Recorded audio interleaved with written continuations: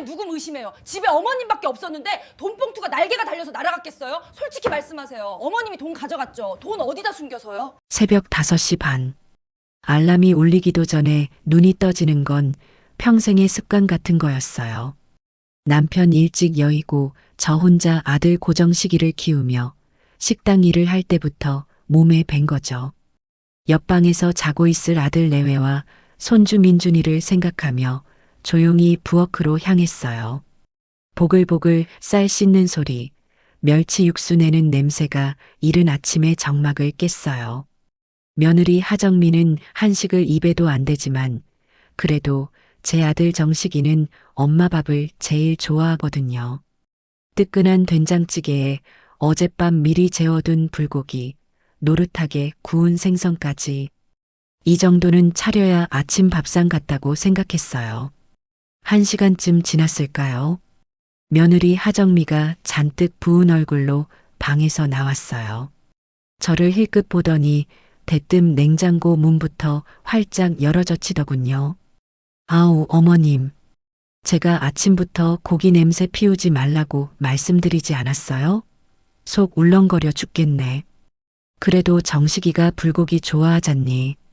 너도 한 숟갈 떠. 아침은 든든하게 먹어야지. 됐어요. 저 이런 거 안 먹는 거 아시잖아요. 입맛 떨어지게.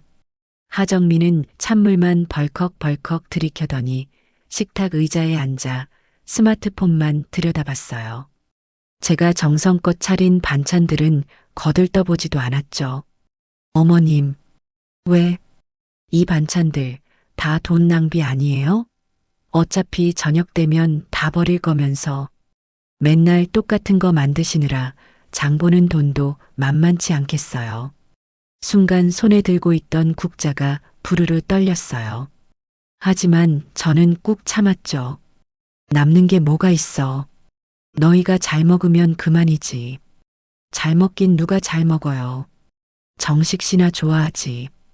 어머님, 차라리 그 돈으로 저 영양제나 사주세요. 어머님 밥 먹고 기운이 나는 게 아니라 매일 피곤해 죽겠어요. 피부도 푸석푸석하고 이게 말인지 방귀인지. 제가 해준 밥 먹고 피곤하다는 며느리가 세상에 어디 있을까요? 그때 아들 정식이가 눈을 비비며 방에서 나왔어요. 어우, 냄새 좋다. 엄마, 오늘 불고기 했어? 그래. 얼른 씻고 와. 밥 먹게.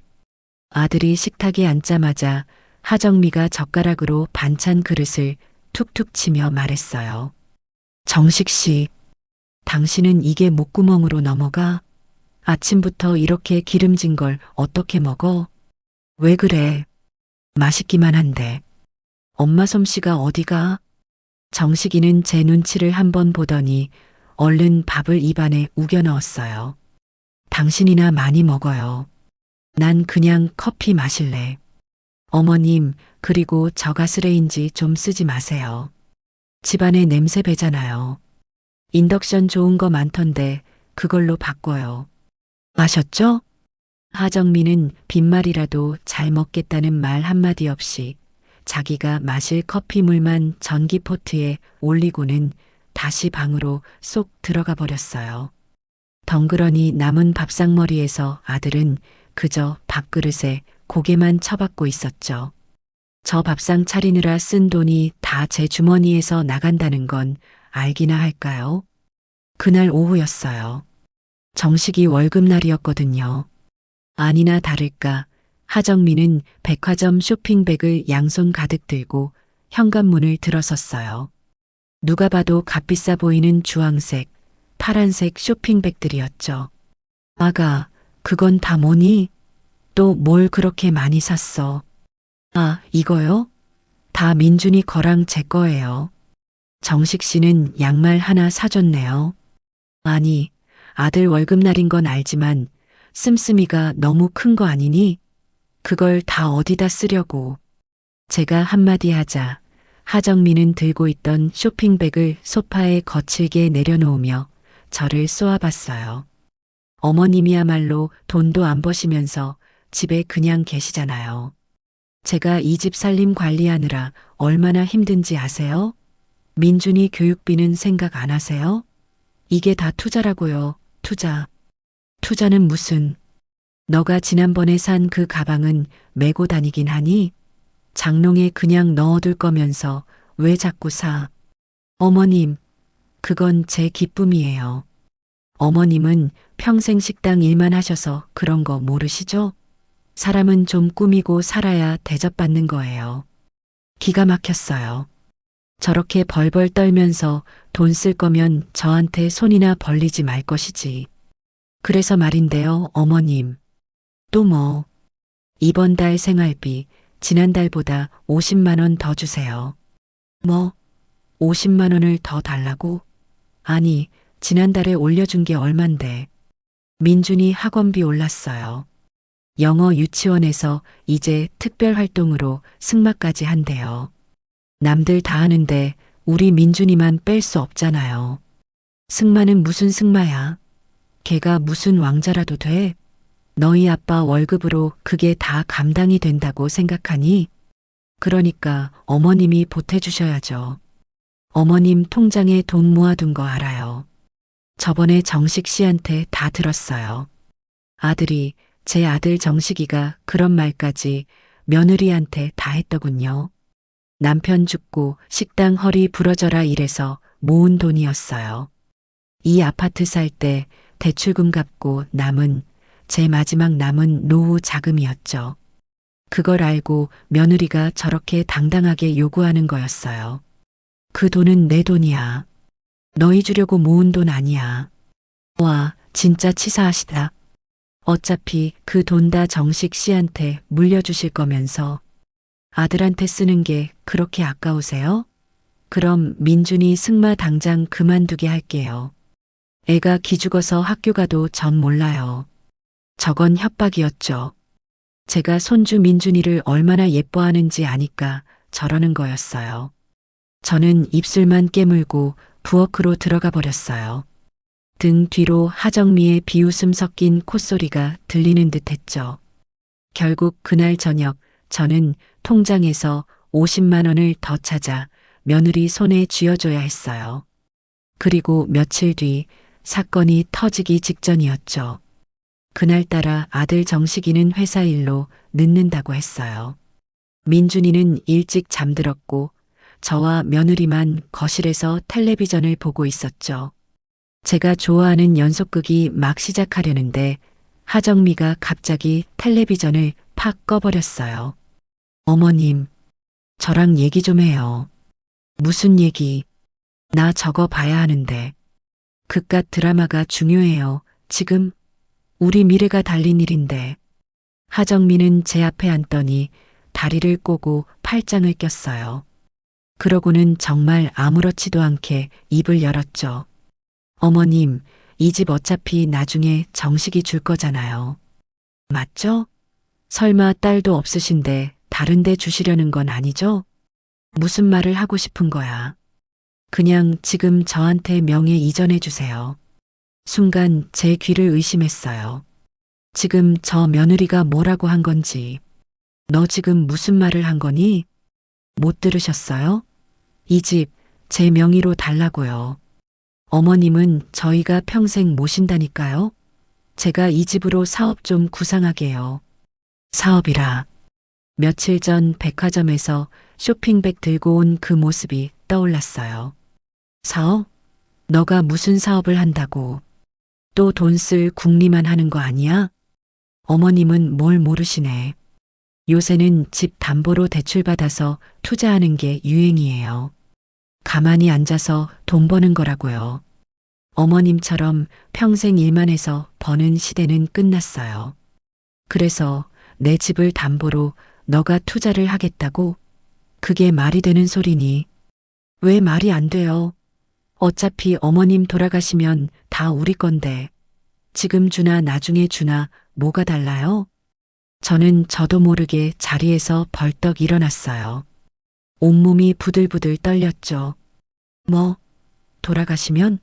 너가 지금 나 죽으라고 고사 지내는 거니?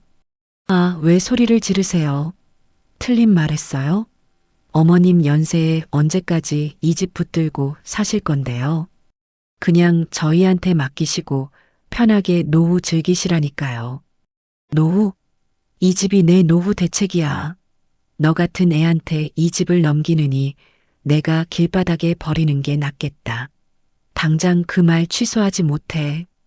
제 고함 소리에 며느리 하정미의 표정이 싸늘하게 굳어버렸어요. 그 예쁘장하던 얼굴이 어쩌면 저렇게 악독하게 변할 수 있는지. 싫으면 마세요. 저도 더는 어머님 모시고 살기 싫으니까. 정식 씨한테 우리 분가하자고 할 거예요. 대신 민준이는 못 보실 줄 아세요. 너가 지금 나를 협박하는 거야. 협박이 아니라 통보예요. 잘 생각해 보세요. 집 하나 끌어안고 늙어 죽을 때까지 외롭게 혼자 사시든가 아니면 저한테 명예 넘기고 아들 손주랑 같이 사시든가. 하정미는 그 말만 남기고 자기 방으로 쾅 소리 나게 문을 닫고 들어가 버렸어요. 저는 거실 한복판에 서서 한참을 움직일 수가 없었죠. 그때 현관문 열리는 소리가 들리고 아들 정식이가 들어왔어요. 다녀왔습니다. 엄마, 왜 거기 서 계세요? 무슨 일 있었어? 저는 떨리는 목소리로 아들을 붙잡고 방금 있었던 일을 전부 말했어요. 정식아, 정미가 나한테 이 집 명의를 자기 앞으로 넘기라고 하더라. 내가 죽으면 다 자기 거라면서. 제 말을 들은 정식이의 표정이 난처하게 일그러졌어요. 엄마 정미가 그냥 해본 소리겠지. 걔가 뭘 안다고. 그냥 사업하고 싶어서 그런가 보지. 해본 소리. 너가 듣기에도 그게 해볼 소리니. 걔 눈빛을 봤어야 해. 아, 알았어, 엄마. 내가 나중에 정미한테 잘 말해볼게. 그러니까 엄마도 너무 화내지 마. 정미가 요새 스트레스가 많아서 그래. 응? 피곤하다. 나 먼저 씻을게. 아들은 제 어깨를 몇 번 툭툭 두드리고는 욕실로 들어가 버렸어요.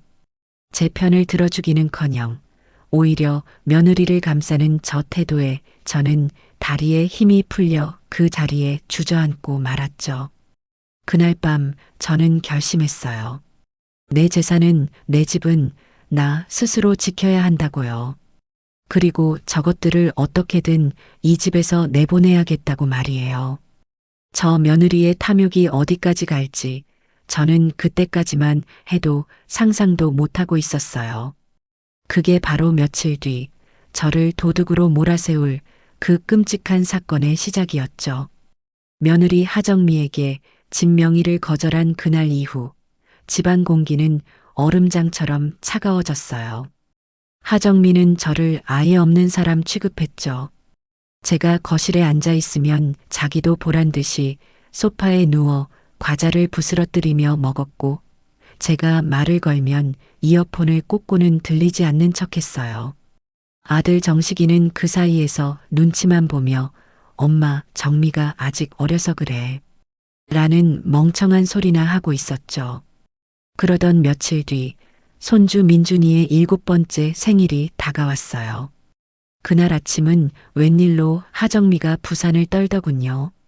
물론 저를 위해서가 아니라 오늘 저녁에 친척들이 오기로 되어 있었거든요. 어머님, 오늘 저녁에 제 친정 식구들이랑 아주버님네 식구들 올 거예요. 아시죠? 알지. 그래서 아침부터 잡채 재료 다듬고 있었잖니. 아우, 그런 거 하지 마세요. 촌스럽게. 제가 그냥 백화점 식품관에서 밀키트랑 샐러드 사올 거예요.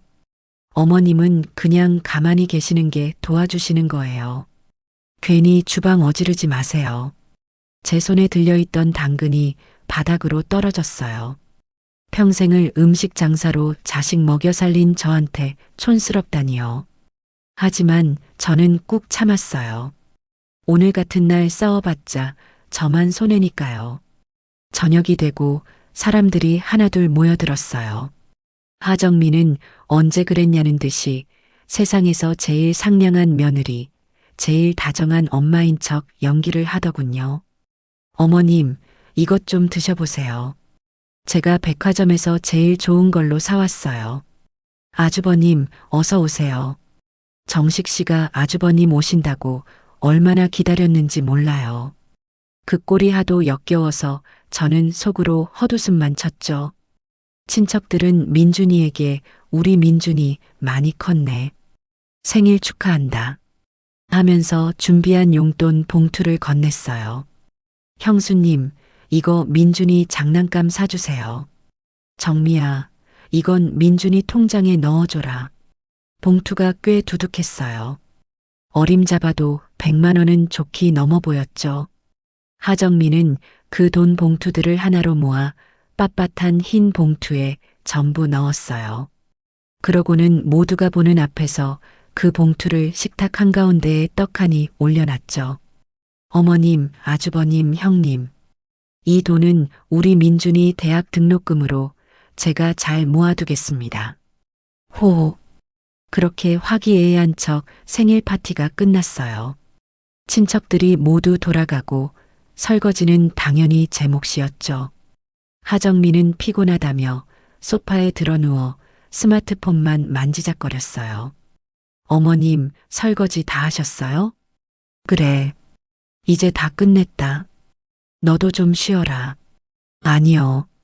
저 정식 씨랑 민준이 데리고 마트 좀 다녀오려고요. 민준이 생일 선물로 나온 신상 로봇 사주기로 약속했거든요. 아들 정식이가 피곤한 얼굴로 말했어요. 여보, 그냥 내일 사주면 안 돼? 나 오늘 좀 피곤한데. 안 돼요. 오늘 사주기로 약속했잖아요. 민준이가 얼마나 기다렸는데. 당신은 애랑 한 약속도 안 지켜요? 아니, 그게 아니라. 됐고, 얼른 옷이나 입어요. 어머님, 하정미가 갑자기 저를 불렀어요. 저는 이 집 지켜야죠. 너희 다 나가면 누가 집을 보니? 아니요, 그게 아니고요. 민준이 생일 케이크를 깜빡했네요. 저희 마트 가서 장난감이랑 케이크 사서 금방 들어올게요. 어머님은 저녁 드셨으니까 그냥 주무세요. 저희 기다리지 마시고요. 굳이 저를 콕 집어 기다리지 말고 주무시라는 말이 이상하게 거슬렸지만 저는 알겠다고 했어요. 저 세 식구가 나가주면 저도 좀 편하게 쉴 수 있으니까요. 민준아, 할머니한테 다녀오겠습니다. 해야지. 할머니, 다녀오겠습니다. 그래, 우리 강아지. 조심히 다녀와. 현관문이 닫히고 집안에는 다시 정막이 찾아왔어요.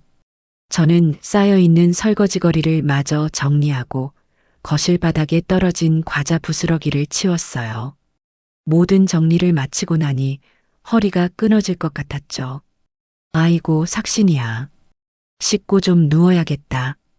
저는 욕실로 들어가 따뜻한 물로 샤워를 했어요. 싸, 물소리 때문에 다른 소리는 잘 들리지 않았죠. 한 20분쯤 씻고 나왔을까요? 머리를 말리려고 드라이기를 막 들었을 때였어요. 삐비빅 삐빅. 현관 도어록 소리가 들렸어요. 벌써 왔나? 마트 간다더니 엄청 빨리 왔네. 저는 누구야, 벌써 왔어? 라고 소리치며 거실로 나갔어요. 그런데 이상했어요.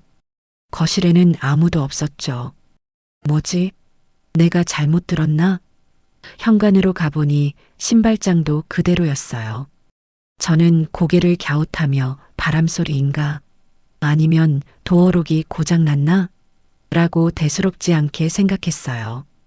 그리고 다시 방으로 들어가 머리를 마저 말렸죠.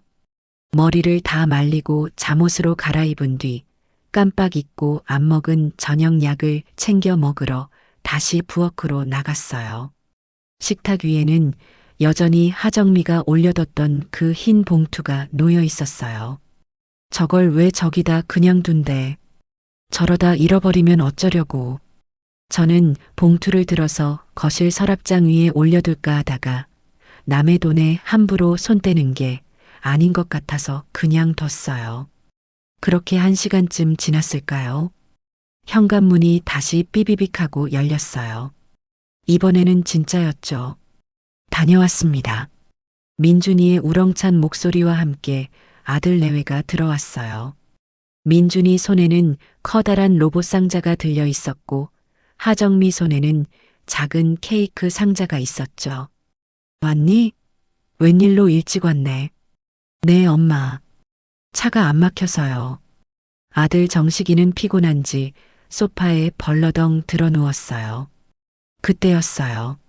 하정미가 케이크 상자를 식탁 위에 내려놓다가 갑자기 얼음처럼 굳었어요. 하정미는 식탁 위를 이리저리 둘러보더니 이내 고개를 돌려 저를 쳐다봤어요. 그 눈빛이 정말 이상했죠. 어머님, 왜? 여기 식탁 위에 있던 흰 봉투 못 봤어요? 흰 봉투? 아까 민준이 용돈 받은 거? 네. 그거 어디 갔어요? 어머님이 어디다 치우셨어요? 난 안 만졌는데.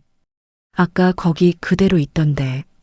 제 말이 끝나자마자 하정미가 갑자기 돌고래 같은 비명을 질렀어요. 없어졌어요.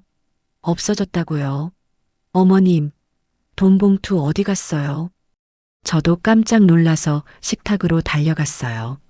정말이었어요.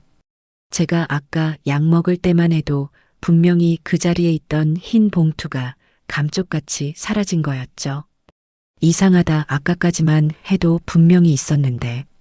너희 나가고 아무도 안 왔는데. 아무도 안 오긴 누가 안 와요. 집에 어머님 혼자 계셨잖아요. 하정미가 저를 노려보며 소리쳤어요. 그 눈빛은 단순한 의심이 아니었어요. 확신이었죠. 너 지금 무슨 말을 하는 거야?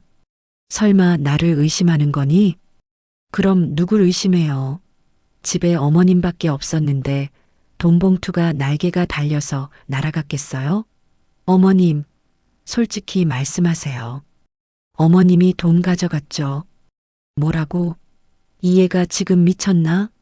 내가 그 돈을 왜 가져가? 왜 가져가긴요? 돈 필요하시잖아요. 저번에 저한테 50만 원 더 달라고 하셨다가 제가 안 된다고 하니까 그것 때문에 그러신 거예요? 아니면 어디 빚이라도 지셨어요? 하정미는 저번에 제가 생활비를 더 달라고 했던 일까지 끌어들여 저를 몰아세웠어요. 하정미, 너가 말을 어떻게 그렇게 하니? 저는 너무 억울하고 기가 막혀서 아들을 쳐다봤어요. 저의 유일한 피부치, 제 아들 정식이를요. 정식이가 이 말도 안 되는 상황을 정리해 줄 거라고 믿었어요. 정식아, 너가 좀 말해봐. 너의 마누라가 지금 나를 도둑으로 몰고 있잖니. 엄마가 그런 사람 아니라는 거 너가 제일 잘 알잖아. 아들 정식이가 소파에서 천천히 일어났어요. 그러더니 저와 하정미를 번갈아 쳐다보며 난처한 표정을 지었어요. 엄마, 정미야, 그만해. 엄마가 그러셨겠어? 뭐, 정식 씨는 지금 이게 말이나 된다고 생각해요? 집에 있던 돈이 없어졌는데 범인은 어머님밖에 없잖아요. 엄마 혹시 어디 급하게 쓸 때가 있었던 거야? 순간 제 심장이 바닥으로 쿵 떨어지는 것 같았어요. 뭐라고? 정식아, 너가 지금? 아니, 내 말은 엄마가 혹시 돈이 급하게 필요해서 잠깐, 아주 잠깐만 쓰려고 하셨던 거 아니냐는 거지. 정미야, 너도 이해 좀 해. 엄마도 돈이 필요하셨을 수 있잖아. 제 아들이 저를 믿어주지 않았어요. 오히려 저를 돈이 필요해서 훔쳤을 수도 있는 사람으로 만들고 있었죠. 하정미의 편을 들어서 이 상황을 무마시키려고 했어요. 맞죠, 어머님? 정식 씨도 다 아는구먼. 솔직히 말해요. 돈 어디다 숨겼어요? 아니야, 난 정말 안 가져갔어. 정식아, 엄마 믿어. 엄마 정말 아니야. 눈물이 쏟아졌어요. 며느리가 나를 도둑으로 모는 것보다 내 아들이 나를 믿어주지 않는다는 사실이 몇천 배는 더 고통스러웠어요. 하정미는 그 틈을 놓치지 않고 제 방으로 쳐들어갔어요. 당장 내놔요. 어디다 숨겼는지 내가 다 찾아낼 거니까. 하정민은 제 서랍을 열고 옷장을 열어젖히며 제 옷가지들을 바닥으로 다 내팽개쳤어요. 이불을 들추고 베개속까지 확인했죠. 어딨어요? 말해요. 그만해. 당장 그만두지 못해. 남의 방을. 남의 방? 이 집이 어머님 거예요? 어머님이 돈 훔쳐놓고 지금 큰 소리예요? 그때 아들 정식이가 제 앞을 막아섰어요. 엄마, 제발, 그냥 정미한테 사과해. 내가 나중에 엄마 필요한 돈 다 드릴게. 응? 이렇게 시끄럽게 하지 말고 민준이도 보고 있잖아. 손주 민준이가 제 방문 앞에서 겁에 질린 얼굴로 울고 있었어요. 저는 그 자리에 주저앉아 버렸어요. 내 아들은 나를 배신했고 며느리는 나를 도둑으로 만들었어요. 이 집에서 저는 완벽하게 혼자가 되었죠. 하정민은 제 방을 다 뒤지고도 돈이 나오지 않자 제 방문 앞에 버티고 서서 말했어요. 좋아요. 지금 당장 안 내놓겠다 이거죠? 그럼 어머님 오늘부터 이 방에서 한 발짝도 못 나오실 줄 아세요. 돈 내놓기 전까지는 어머님 얼굴 볼 생각 없으니까. 하정민은 그렇게 말하고는 거실로 나가 텔레비전을 켰어요. 마치 아무 일도 없었다는 듯이요. 아들 정식이는 한숨을 푹 쉬더니 저를 한번 쳐다보고는 아무 말 없이 자기 방으로 들어가 버렸어요. 저는 엉망이 된 방바닥에 홀로 남아 소리도 내지 못하고 울었어요. 억울함과 배신감에 온몸이 갈기갈기 찢기는 것 같았죠. 그날 밤 저는 제 방에 갇혔어요. 하정민은 제 방문 바로 앞 거실 소파에서 잠을 잤어요. 제가 화장실이라도 가려고 문을 열면 돈 찾으셨어요? 돈 안 내놓을 거면 들어가지도 마세요. 라며 저를 막아섰죠. 아들 정식이는 아예 방에서 나오지도 않았어요. 이 모든 상황을 외면하고 싶다는 듯이요. 저는 뜬 눈으로 밤을 새웠어요. 엉망이 된 방바닥에 주저앉아 내가 왜 이런 취급을 당해야 하는지 몇 번이고 되뇌었어요. 남편 죽고 악착같이 일했어요. 식당 주방에서 뜨거운 불 앞에 서서 화상 입어가며 돈 벌었고 그렇게 번 돈으로 정식이 남들 부럽지 않게 대학까지 다 가르쳤죠. 결혼할 때도 이 집, 제 전 재산을 털어서 아들 내외 편하게 살라고 같이 들어온 거였어요. 그런데 돌아온 게 고작 이거였죠. 며느리에게는 돈 안 버는 늙은이 취급을 당하고 아들에게는 며느리보다 못한 존재가 되었어요. 정식아, 너가 어떻게 나한테 이럴 수 있어? 너가 어떻게 배신감에 치가 떨렸어요? 며느리 하정미에 대한 분노보다 아들 고정식에 대한 원망이 더 컸죠. 차라리 모르는 사람이었으면 이렇게까지 억울하지는 않았을 거예요. 새벽이 밝아오고 있었어요. 저는 퉁퉁 부은 눈으로 창밖만 바라봤죠. 이대로 당할 수는 없어. 내가 훔치지 않았다는 걸 증명해야 해. 어떻게든 증명해야 해. 하지만 방법이 없었어요. 집에 있던 사람은 저 하나뿐이었고 돈은 사라졌죠. 며느리가 꾸민 짓이라고는 꿈에도 생각 못했어요. 그저 내가 잠시 조는 사이에 누가 들어왔다 나갔나 하는 비현실적인 생각만 할 뿐이었죠. 그때였어요. 제 머릿속을 무언가가 번개처럼 스치고 지나갔어요. CCTV. 맞아요. CCTV였어요. 한 달 전쯤이었죠. 제가 베란다에 뒀던 남편이 생전에 유일하게 사준 낡은 괴종시계가 있었어요. 그걸 며느리 하정미가 저한테 말 한마디 없이 집안 분위기 망친다라며 고물상에 팔아버린 일이 있었죠.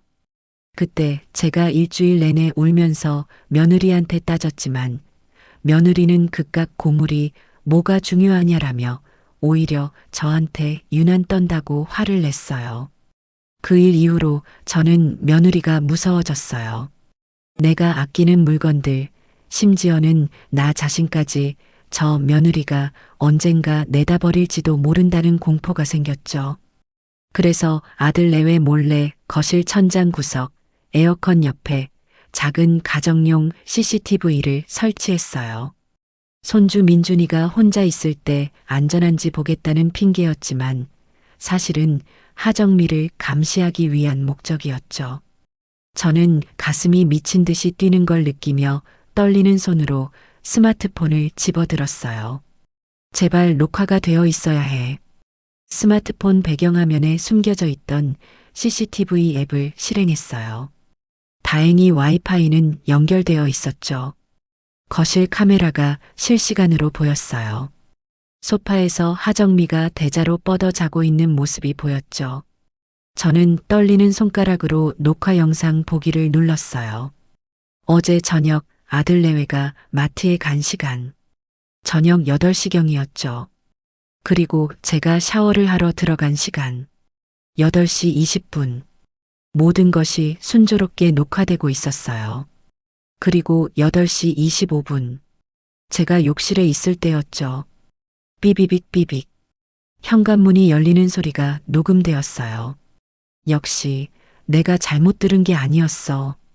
화면 속으로 들어온 사람은 며느리 하정미였어요. 지갑을 깜빡했다라며 혼자 돌아왔던 거였죠.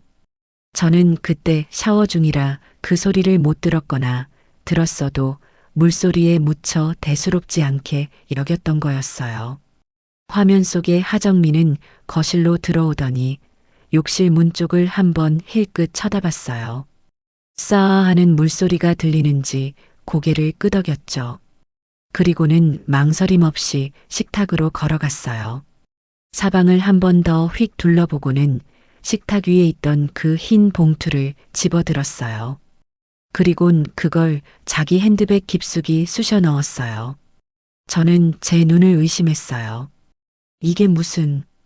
하정미는 돈 봉투를 넣은 핸드백을 들고 망설였어요. 그러더니 다시 핸드백에서 봉투를 꺼내 식탁 위에 올려놨어요. 아니, 다시 두네. 그럼 뭐지? 그때였어요. 하정미가 다시 봉투를 집어들었어요. 그리고는 그걸 들고 자기 방으로 들어갔어요. 잠시 후 빈손으로 다시 나온 하정미는 식탁으로 돌아와서 마치 봉투가 없어진 것처럼 두리번거리는 연기를 혼자서 몇 번이나 연습했어요. 어머님, 돈 봉투. 이런 대사까지 혼자 중얼거리면서요. 그러고는 만족스러운 미소를 지으며 현관문으로 조용히 다시 나갔어요. 저는 스마트폰을 든 채로 그 자리에 얼어붙었어요. 온몸에서 피가 빠져나가는 느낌이었죠. 며느리가 자작극을 벌인 거였어요.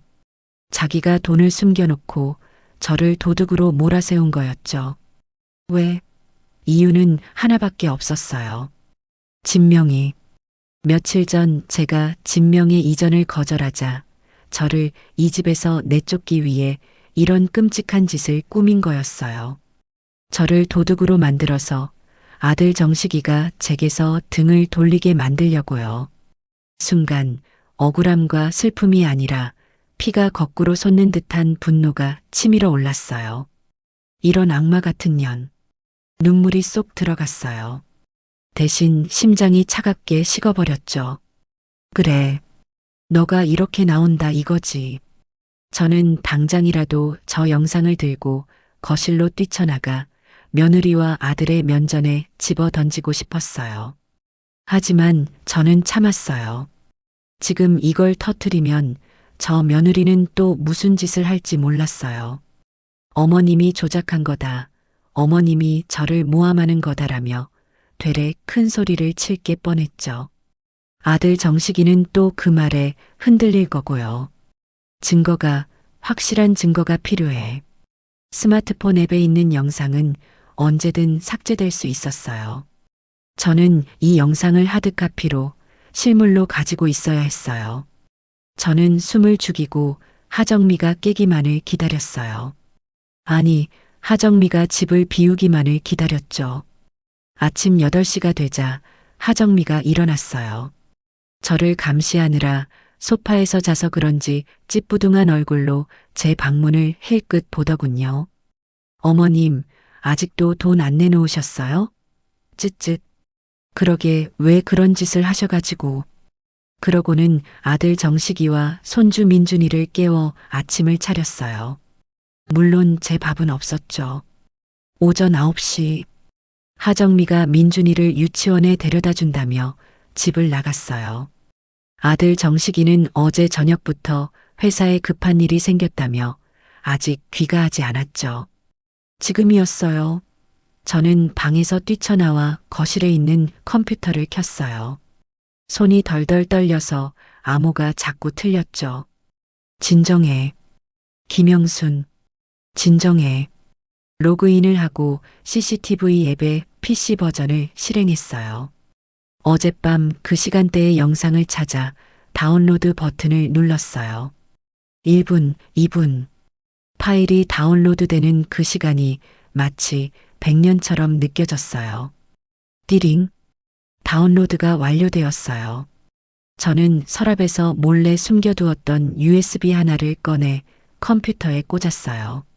그리고 그 영상 파일을 USB로 복사했죠. 복사가 완료된 것을 확인하고 컴퓨터에 남아있던 원본 파일과 다운로드 기록을 완벽하게 삭제했어요. 혹시 몰라 휴지통 비우기까지 했죠. 저는 그 USB를 손에 꽉 쥐었어요. 이게 제 무기였고 저 악마 같은 며느리의 숨통을 끊어놓을 칼이었어요. 저는 그 USB를 제 속옷 깊숙한 곳, 아무도 찾지 못할 곳에 숨겼어요. 그리고 다시 제 방으로 돌아왔죠. 이제부터는 연기 시작이었어요. 저는 문을 열고 거실로 나갔어요. 마침 유치원에서 돌아온 하정미가 저를 보고 눈을 흘겼죠. 왜 나오셨어요? 돈 찾았어요? 저는 하정미 앞에 무릎을 꿇었어요. 아가, 내가 잘못했다. 뭐라고요? 내가 정말 미쳤었나 보다.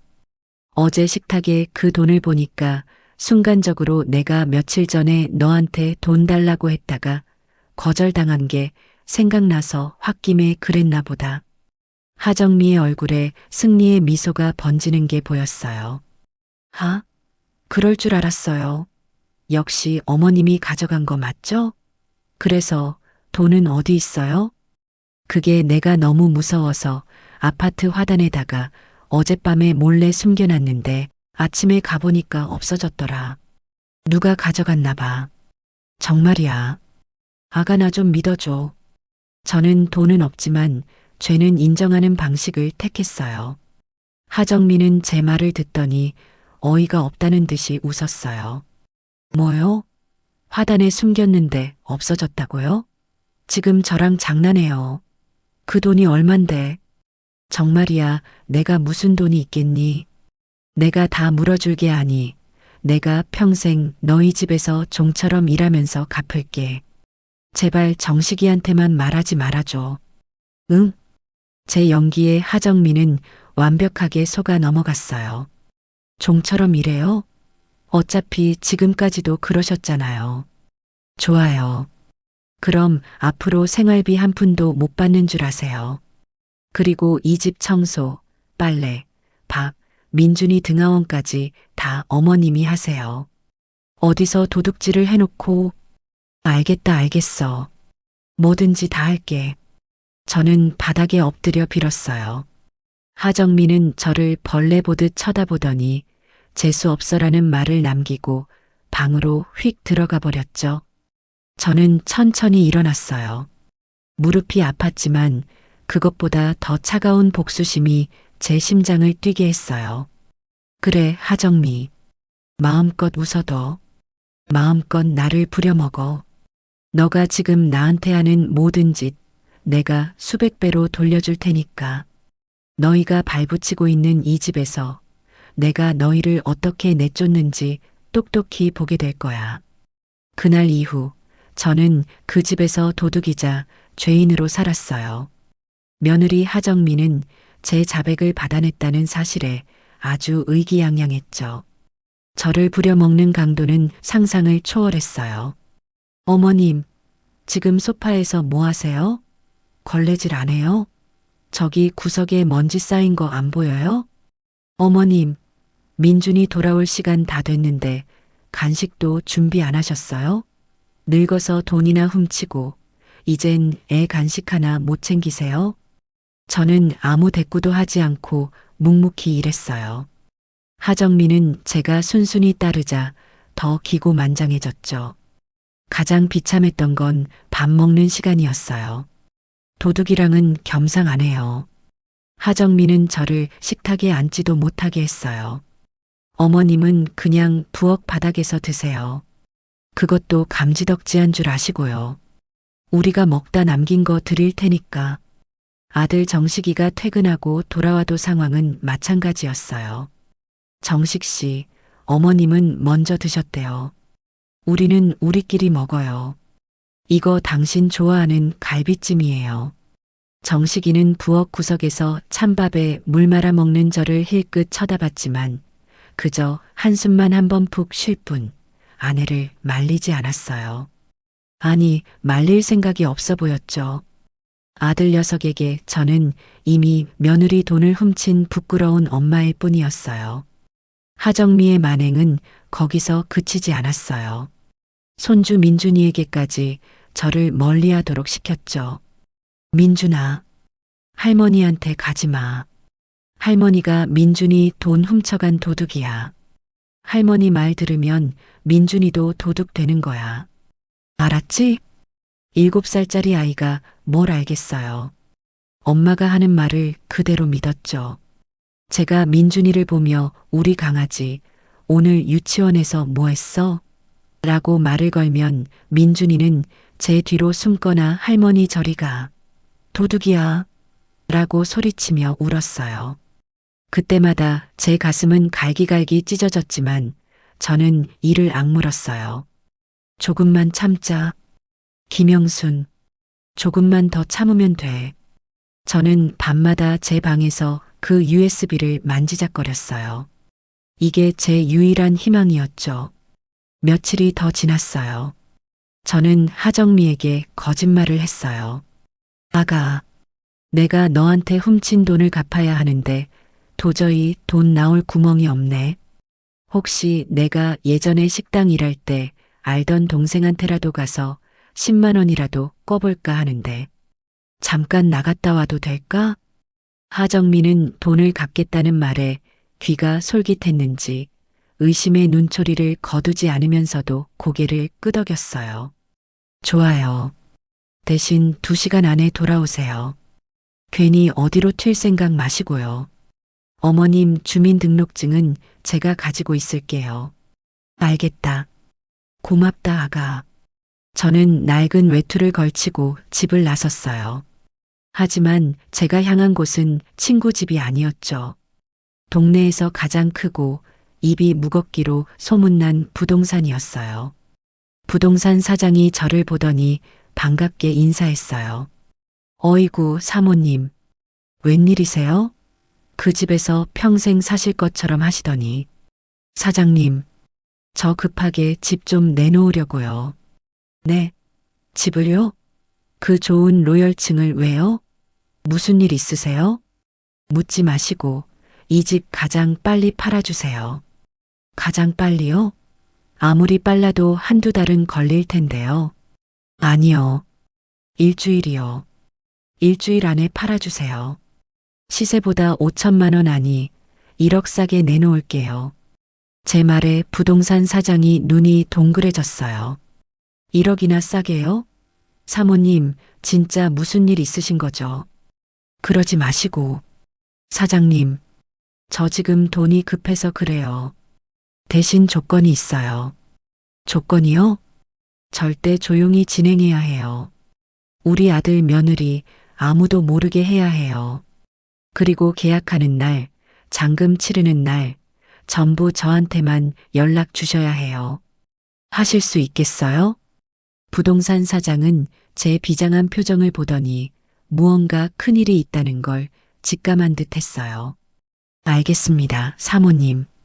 집안 사정은 모르겠지만 시세보다 1억이나 싸면 일주일이 아니라 3일 안에도 팔 수 있어요. 현금 부자들 줄 섰죠. 저만 믿으세요. 고맙습니다. 그럼 저는 이만 가볼게요. 연락 기다리겠습니다. 저는 부동산을 나와 약속한 2시간을 채우기 위해 공원 벤치에 앉아 있었어요. 이제 주사위는 던져졌어.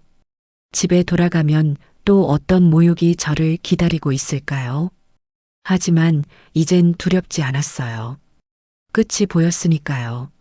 집에 돌아오자마자 하정미가 저를 닥달했어요. 돈은요? 돈 구해 오셨어요? 10만 원이라도 가져왔어요? 아니, 그 동생이 지금은 돈이 없다고 하네. 미안하다. 내가 내일은 다른 데 알아볼게. A씨, 재수 없게. 그럼 그렇지. 돈도 못 구하면서 나가긴 왜 나가요. 당장 가서 저녁이나 차려요. 그날 밤이었어요. 아들 정식이가 퇴근하고 돌아왔는데 표정이 아주 심각했어요. 하정미가 그새 또 무슨 말을 했는지 저를 보자마자 제 방으로 끌고 들어갔죠. 엄마, 왜 정식아? 엄마, 나 진짜 힘들어 죽겠어. 엄마가 그 돈 훔친 거 나도 알아. 정미가 다 말해줬어. 화단에 숨겼다가 잃어버렸다면서. 저는 아무 말도 하지 않았어요. 엄마, 도대체 왜 그랬어? 내가 돈 필요하면 말하라고 했잖아. 왜 그런 식으로? 엄마 때문에 내가 회사에서도 일이 손에 안 잡혀. 집에 오면 정미는 정미대로 날리고. 나 정말 이혼이라도 하고 싶어. 그래서 나보고 어쩌라고. 엄마, 정식이가 제 손을 잡았어요. 그냥 정미한테 정식으로 사과 한 번만 제대로 하면 안 될까? 사과? 응. 엄마가 잘못했다고, 다시는 안 그러겠다고. 무릎 꿇고 빌어. 그럼 정미도 마음 좀 풀릴 거야. 내가 옆에서 거들게. 응? 우리 그냥 이렇게 시끄럽게 살지 말자. 나 중간에서 너무 힘들어, 엄마. 저는 제 손을 잡은 아들의 손을 쳐다봤어요. 어릴 적 그토록 곱고 작았던 아들의 손이 지금은 저를 지옥으로 밀어넣고 있었죠. 그래, 너는 끝까지 내 아들이 아니었구나. 저는 아들에 대한 마지막 미련, 마지막 정까지 그 순간 깨끗하게 잘라냈어요. 저는 아들을 보며 희미하게 웃었어요. 알겠다. 정식아. 정말 엄마? 그래. 너가 그렇게 힘들다는데 엄마가 해줘야지. 내가 이 일 곧 끝낼게. 너희 힘들지 않게 내가 다 끝낼게. 아들 정식이는 제 말을 사과하겠다는 뜻으로 알아들었는지 그제야 환하게 웃었어요. 고마워, 엄마. 역시 우리 엄마야. 내가 정미한테도 잘 말해둘게. 아들은 룰루랄라 방을 나갔어요. 저는 그 뒷모습을 보며 속으로 말했죠. 그래, 내가 끝내줄게. 너희가 이 집에서 누리는 이 가짜는 행복. 내가 아주 뿌리째 뽑아서 끝내줄게. 그리고 바로 다음 날 아침이었어요. 하정미와 정식이가 민준이를 유치원에 데려다 주러 나간 사이 제 휴대전화가 조용히 울렸어요. 부동산 사장이었죠. 사모님, 계약하겠다는 사람 나타났습니다. 현금으로 바로 사시겠대요. 그리고 조건이 있는데 당장 오늘 잔금 치르고 내일 바로 이사 들어오고 싶으시답니다. 가능하시겠어요? 저는 창밖을 내다봤어요. 아들 내외와 손주가 유치원 차를 기다리며 웃고 있는 모습이 보였죠. 저는 아주 차갑고 조용한 목소리로 대답했어요. 네, 그렇게 하세요. 오늘 잔금 치르겠습니다. 내일 당장 이사 들어와도 좋다고 하세요. 모든 것이 드디어 끝날 시간이 다가오고 있었어요. 아들 정식이에게 사과하겠다는 약속을 한 다음 날부터였어요. 며느리 하정미의 기세는 그야말로 하늘을 찔렀죠. 자기가 완벽하게 이겼다고 생각하는 것 같았어요. 저는 그저 묵묵히 저들의 마지막 식사와 마지막 빨래를 해주며 때를 기다렸어요. 그날 점심때쯤이었어요. 제가 걸레를 빨아 거실 바닥을 닦고 있는데 하정미가 소파에 누워 낄낄대며 텔레비전을 보고 있었죠. 어머님, 바닥에 물기 남기지 말고 닦으세요. 냄새나니까. 그리고 저녁엔 뭐 할 거예요? 저 갈비찜 먹고 싶은데 재료 사다 놨어요? 아니, 아직이요? 제가 어제 말했잖아요. 늙어서 기억력도 없으신가. 하긴, 남의 돈 훔칠 기억은 있으시면서. 당장 나가서 고기 사오세요. 제일 좋은 걸로요. 저는 대꾸 없이 일어나 현관으로 향했어요. 그 순간이었죠. 띵동. 초인종이 울렸어요. 하정미가 누구야? 짜증을 내며 인터폰을 받았어요. 네. 누구시라고요? 캐피탈이요? 그런 거 필요 없는데요. 그런데 화면 속의 남자가 무어라 말했는지 하정미의 얼굴이 새하얗게 질렸어요. 잘못 찾아오셨어요. 끊어요. 하정미가 황급히 인터폰을 끊었어요. 하지만 남자는 포기하지 않고 현관문을 쾅쾅 두드리기 시작했죠. 하정미 씨, 안에 있는 거 다 압니다. 문 여세요. 오늘까지 갚기로 한 돈 안 내놓으면 어떻게 되는지 아시죠? 어머님, 뭐해요? 저 사람 못 들어오게 해요. 빨리. 하정미가 저를 방패막이 삼아 제 등 뒤로 숨었어요. 문 밖의 남자는 거의 문을 부술 것처럼 윽박질렀어요. 하정미 씨, 이 집 당신 집도 아니라며 남의 집에 얹혀 살면서 무슨 빚을 이렇게 져. 당장 안 나오면 내가 이 집 주인한테 다 말할 거야. 그때 하정미가 공포에 질린 목소리로 저에게 매달렸어요. 어머님, 제발 저 사람 좀 보내주세요. 네. 어머님이 돈 없다고 잘못 찾아왔다고 해주세요. 네. 저는 제 팔을 붙잡은 하정미의 손을 차갑게 쳐다봤어요. 어제까지만 해도 저를 벌레 보듯 하던 그 손이었죠. 저는 현관문 쪽으로 다가가 인터폰 수화기를 들었어요. 누구신데 이래요? 어머니, 혹시 하정미 씨 시어머니 되십니까? 저기 하정미 씨가 저희한테 돈을 많이 썼는데 이자가 석 달이나 밀려서요. 오늘까지 못 갚으면 큰일 납니다. 우린 그런 돈 쓴 적 없어요. 잘못 찾아오셨네요. 자꾸 이러면 경찰 부르겠습니다. 저는 망설임 없이 통화 종료 버튼을 눌렀어요. 문 밖에서 남자가 어머니, 이러시면 안 되죠. 하정미 씨. 하고 소리쳤지만 저는 무시했어요. 한참을 더 문을 두드리던 남자가 포기하고 돌아갔는지 복도가 조용해졌어요. 그제야 하정미가 제 등 뒤에서 나와 바닥에 주저앉았어요. 온몸을 덜덜 떨고 있었죠. 살았다. 저는 그런 며느리를 물끄러미 내려다봤어요. 너 빚졌니? 빚이라니요. 아니에요. 저거 그냥 스팸 전화 같은 거예요. 어머님은 신경 끄세요. 스팸 전화가 집까지 찾아와서 문을 부술 듯이 두드려. 아가, 너 무슨 짓을 하고 다니는 거야? 어머님이 알 거 없다고요. 하정미가 바닥에서 일어나며 제게 다시 소리를 질렀어요. 그리고 어머님은 왜 쓸데없이 그 사람이랑 말을 섞어요. 그냥 모른 척하지. 어머님 때문에 내가 얼마나 놀랐는지 알아요? 적반하장이었죠. 제가 쫓아내줬더니 오히려 저한테 화를 냈어요. 너 그 빚 때문에 이 집 명예 달라고 했던 거구나. 무슨 소리예요? 그리고 그 빚 갚을 돈이 없으니까 민준이 용돈 봉투 훔쳐서 나한테 뒤집어 씌운 거고. 어머님, 하정미가 제 뺨이라도 때린 것처럼 손을 치켜들었어요. 하지만 저는 눈 하나 깜짝하지 않았죠. 왜? 찔리니? 이 노망난 할망구가. 그래요. 맞아요. 그럼 어쩔 건데요? 다 어머님 때문이야.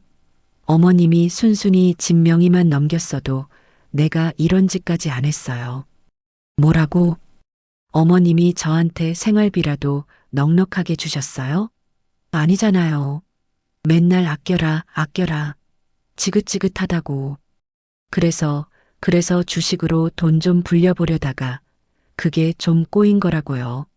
어머님만 아니었으면, 어머님만 저한테 집 넘겼으면 이자 갚고 원금도 찾을 수 있었어요. 모든 걸 제 탓으로 돌렸어요. 자기의 탐욕과 어리석음으로 생긴 빚을 전부 저 때문에 생긴 일이라고 악을 쓰고 있었죠. 그래, 너 참 무서운 애구나. 어떻게 나를 도둑으로 몰 생각을 다 했어. 흥?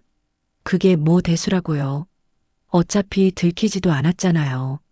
정식 씨도 나 믿고 어머님도 결국 사과한다면서요. 어머님은 그냥 평생 저한테 죄인처럼 사시면 돼요. 아셨어요? 저는 더 이상 아무 말도 하지 않았어요. 저런 악마와 무슨 말을 더 하겠어요. 갈비 사러 가야지. 뭐예요? 너가 갈비찜 먹고 싶다고 했잖니. 사와야지. 너의 마지막 만찬이 될지도 모르는데. 뭐라는 거야, 진짜. 재수 없게. 빨리 사와요. 제일 비싸고 좋은 걸로. 어머님 돈으로. 하정민은 그 와중에도 제 돈으로 고기를 사오라고 소리쳤어요. 저는 지갑을 들고 집을 나섰어요. 그래. 마지막이니까. 제일 좋은 걸로 사다 줘야지. 하지만 제가 향한 곳은 정육점이 아니었어요. 저는 곧장 부동산으로 향했죠. 그 사채업자가 다시 오기 전에 모든 걸 끝내야 했어요. 부동산 사장이 저를 보더니 무슨 일 있으셨냐고 물었어요. 제 안색이 말이 아니었거든요.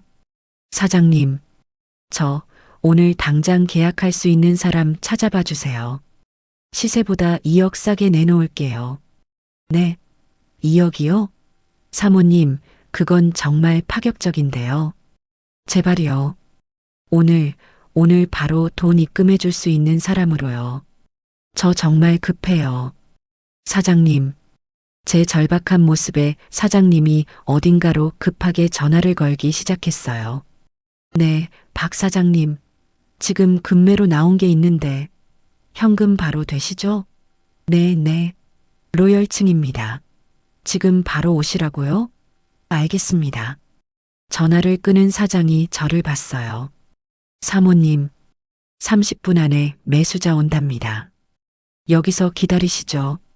저는 초조하게 소파에 앉아 30분을 기다렸어요. 문이 열리고 인상 좋아 보이는 중년 부부가 들어왔죠. 집은 볼 것도 없습니다. 그 가격이면 저희가 그냥 삽니다. 일은 그렇게 순식간에 진행되었어요. 그들은 그 자리에서 바로 제 통장으로 계약금을 쌌어요. 잔금은 저희도 지금 현금이 다 묶여 있어서 내일 오전에 바로 처리해 드릴게요. 괜찮으시죠? 네, 괜찮습니다. 대신 저희도 급해서 내일 잔금 치르자마자 바로 이사 들어와야 합니다.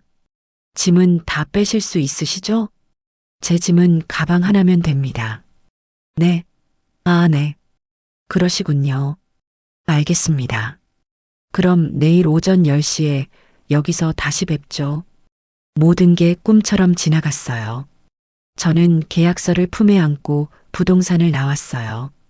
내일 오전 10시. 저는 정육점에 들러 정말로 제일 비싼 한우갈비를 샀어요. 집에 돌아오니 하정미가 텔레비전을 보며 손톱을 다듬고 있었죠. 왜 이렇게 늦게 왔어요? 고기는 사왔어요? 그래. 여기. 어디 봐. 어우, 기름기 낀 것 좀 봐. 이걸 누구 먹이라고 사왔어요? 역시 도둑질하던 손이라 보는 눈도 없네. 됐어요. 그냥 저리 치워요. 저녁 굶을래. 하정미는 제가 사온 비싼 갈비를 싱크대에 던져버렸어요. 저는 아무 말 없이 그걸 주워 담아 냉장고에 넣었어요. 그래. 너는 이 갈비찜 먹을 자격도 없지. 그날 밤 아들 정식이가 돌아왔어요. 엄마, 내일 알지? 정미한테 꼭 사과해야 해. 정식아.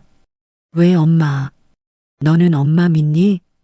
엄마, 그 얘기 또 해? 내가 엄마가 돈 훔친 거 안다고 했잖아. 정미가 다 봤다는데, 아니, 정미가 아니라도 엄마가 자백했잖아. 화단에 숨겼다가 잃어버렸다고. 저는 아무 말도 하지 않았어요. 엄마, 나 정말 힘들어. 그냥 내일 사과 한 번만 해. 그럼 나도 엄마한테 더 잘할게. 정미도 엄마한테 함부로 못하게 할게. 응? 저는 아들 녀석의 그 멍청하고 이기적인 얼굴을 가만히 바라봤어요. 알겠다. 내일 꼭 끝낼게. 아들은 그제야 안심이라는 듯 웃었어요. 저는 제 방으로 들어와 내일 입고 나갈 가장 깨끗한 외투를 꺼내 옷걸이에 걸어두었어요. 다음 날 아침이 밝았어요. 결전의 날이었죠. 새벽같이 일어난 저는 제 인생에서 마지막으로 그 집에 밥을 지었어요. 며느리 하정미가 깨기 전에 몰래 집을 빠져나가야 했죠. 그런데 제가 옷을 챙겨 입고 현관으로 향하는 순간 하정미가 방문을 열고 나왔어요. 밤새 사채업자 생각에 잠을 설쳤는지 눈이 퀭했어요. 어머님, 이 새벽에 어딜 또 나가시려고요? 바람 좀 쐬러 그런다. 됐네요. 어디 못 가요. 오늘 저한테 무릎 꿇고 사과하기로 했잖아요. 정식 씨 출근하면 바로 시작할 거니까 얌전히 소파에 앉아 계세요. 어디 도망갈 생각 마시고요. 하정미가 제 앞을 떡하니 가로막았어요. 가슴이 덜컥 내려앉았죠. 10시까지 부동산에 가야 하는데. 아가, 나 정말 잠깐이야. 금방 돌아올게. 정식이 출근하기 전에 올게. 안 된다니까요. 어머님이 이 집에서 뭐라도 하나 더 들고 튀면 어떡해요? 제가 어머님을 뭘 믿고요. 하정미가 제 가방을 뺏으려고 손을 뻗었어요. 그때였어요. 하정미, 너 지금 이게 무슨 짓이야? 아들 정식이가 방에서 나왔어요. 어제 제가 한 약속 때문에 제 편을 들어줄 준비가 되어 있었죠. 정식 씨? 왜 소리를 질러요? 엄마한테 지금 말하는 태도 좀 봐. 엄마가 바람 쐬러 가신다잖아. 그리고 내가 어제 말했지. 엄마가 오늘 너한테 사과하기로 했다고.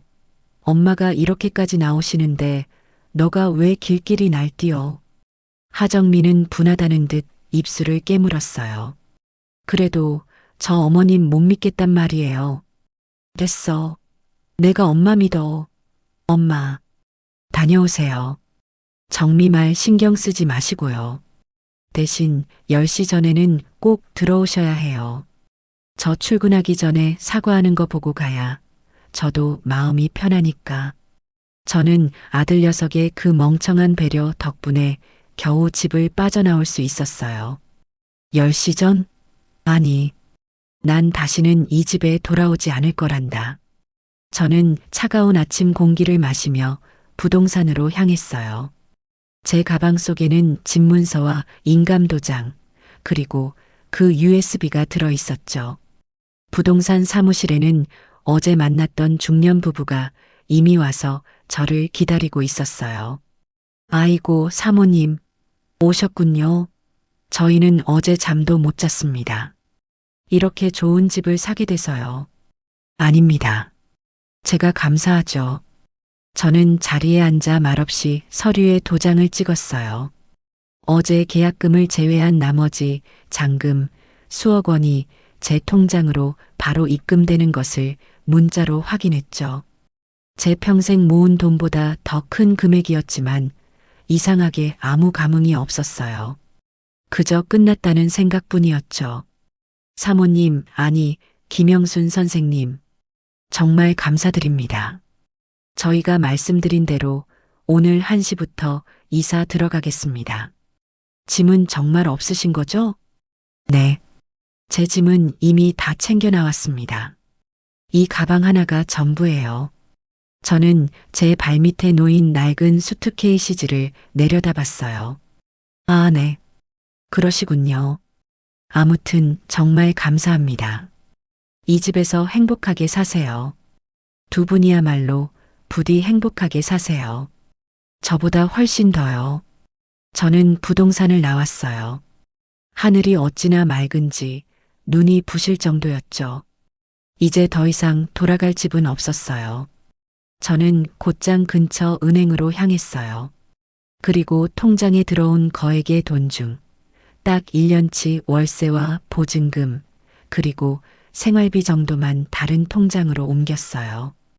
혹시라도 아들 녀석이 제 통장을 알고 무슨 짓을 할까봐 미리 손을 써둔 거였죠. 그러고는 어제 부동산 사장님께 부탁해서 미리 알아봐둔 조용하고 깨끗한 원룸형 오피스텔로 향했어요.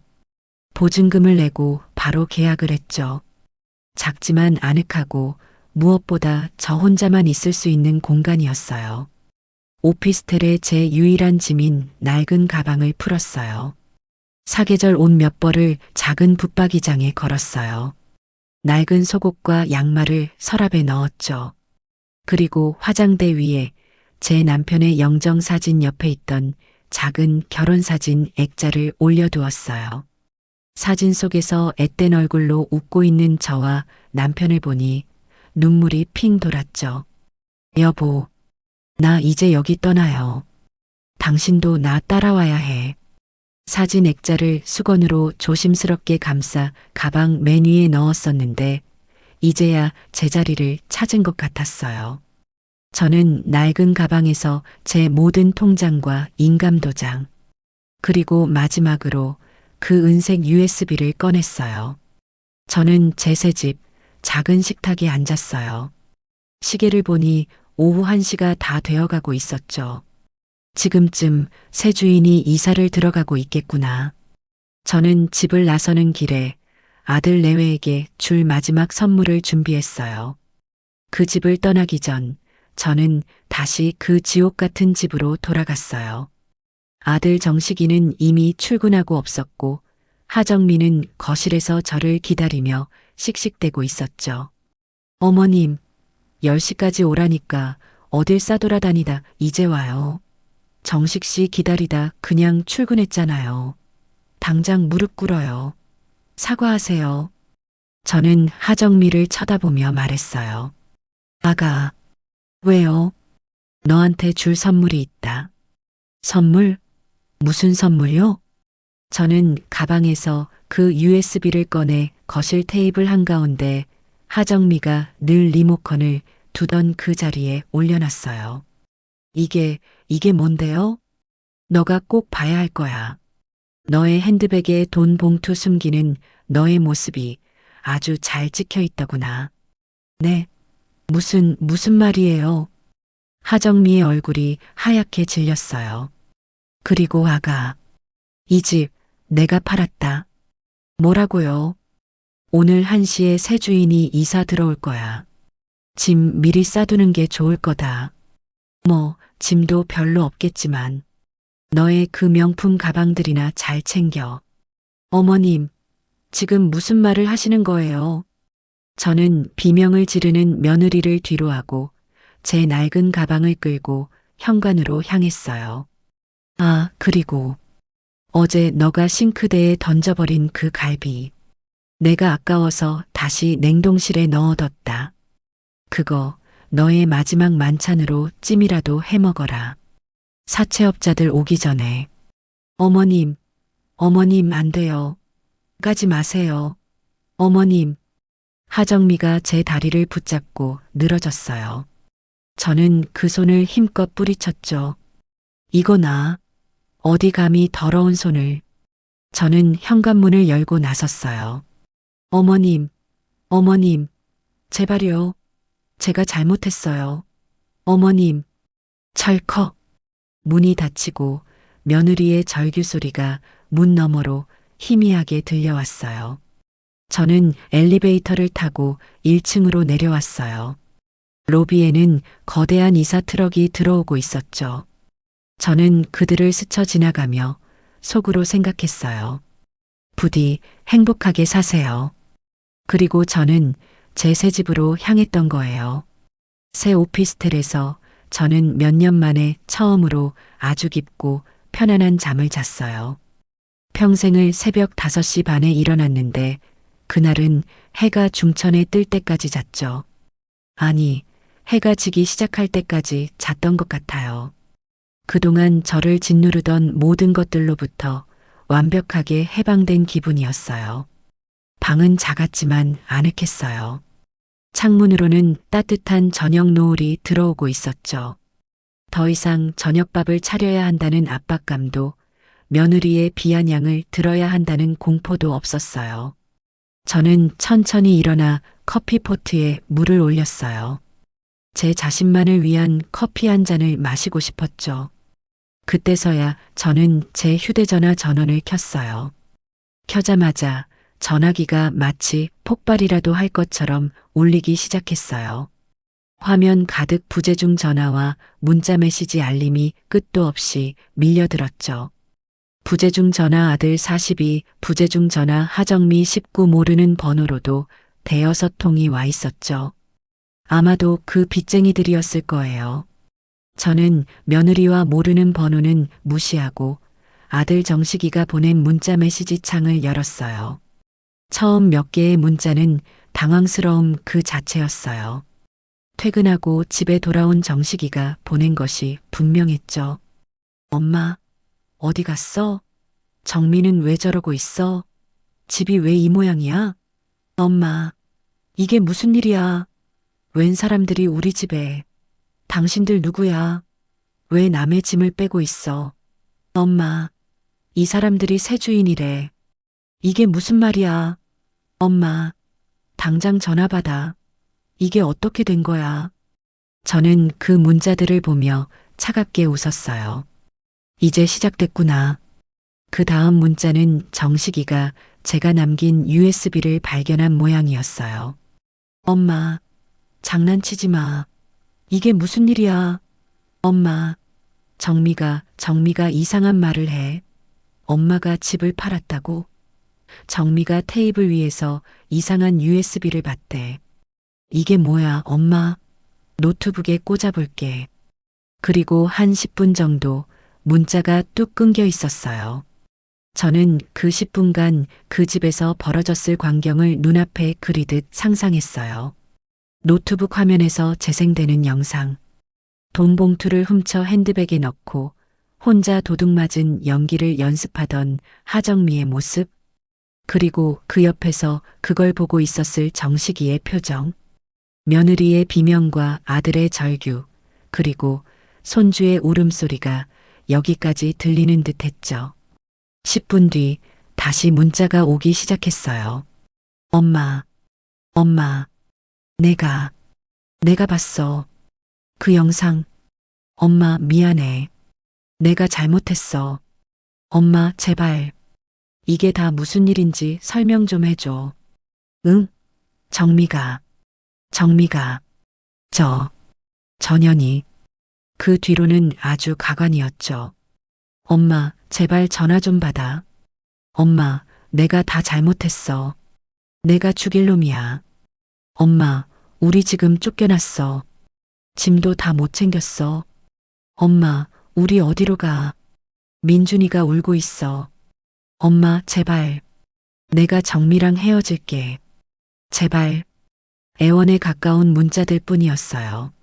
저는 메시지 창을 닫았어요. 배가 고팠죠. 저는 오피스텔 1층 편의점에 내려가서 따끈한 즉석밥과 컵라면 하나, 그리고 김치 한 팩을 사왔어요.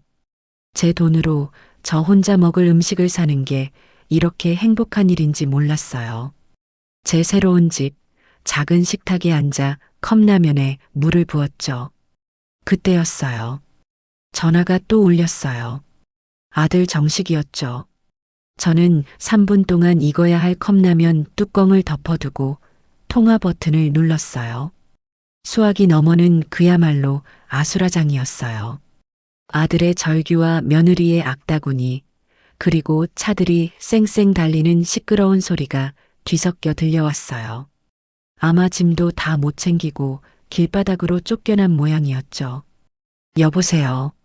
엄마, 엄마, 전화 왜 이제 받았어? 이게 다 무슨 일이야? 집이 팔렸대. 이 사람들이 당장 나가래. 우리 지금 짐도 다 못 챙기고 쫓겨났어. 엄마, 이게 어떻게 된 거야? 아들 녀석이 울부짖더군요. 저는 아주 차분하게 라면 뚜껑이 잘 닫혔는지 확인하며 대답했어요. 아, 그 집? 엄마, 내 집이니까 내가 팔았지. 무슨 문제라도 있니? 뭐라고요? 엄마, 어떻게 우리한테 말 한마디 없이 집을 팔아? 그럼 우린 어디로 가라고? 민준이도 있는데. 지금 밖은 춥단 말이야. 너가 알아서 해야지. 너가 가장이잖아. 너의 그 잘난 아내랑 상의해봐. 엄마, 제발 장난치지 마. 내가 잘못했어. 엄마, 그 영상. 나는 몰랐어. 정미가 전현이 나한테까지 거짓말을 한 거야. 수화기 너머로 며느리 하정미가 아들의 전화를 빼앗는 소리가 들렸어요.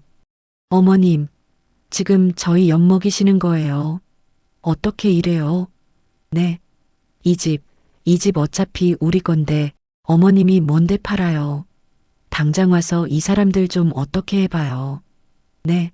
어머님이 파신 거라면서요. 당장 와서 계약 물으라고 하세요. 아가, 너가 단단히 착각하나 본데. 뭐라고요? 그 집 내 거야. 내 이름으로 된 내 집이라고. 그리고 넌 이제 내 며느리도 아니고. 무슨 그런 말을 해요. 어머님 당장 와서 네. 제가 잘못했어요.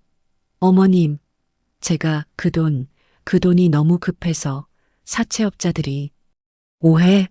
사채? 제가 차갑게 웃자 며느리가 악을 썼어요.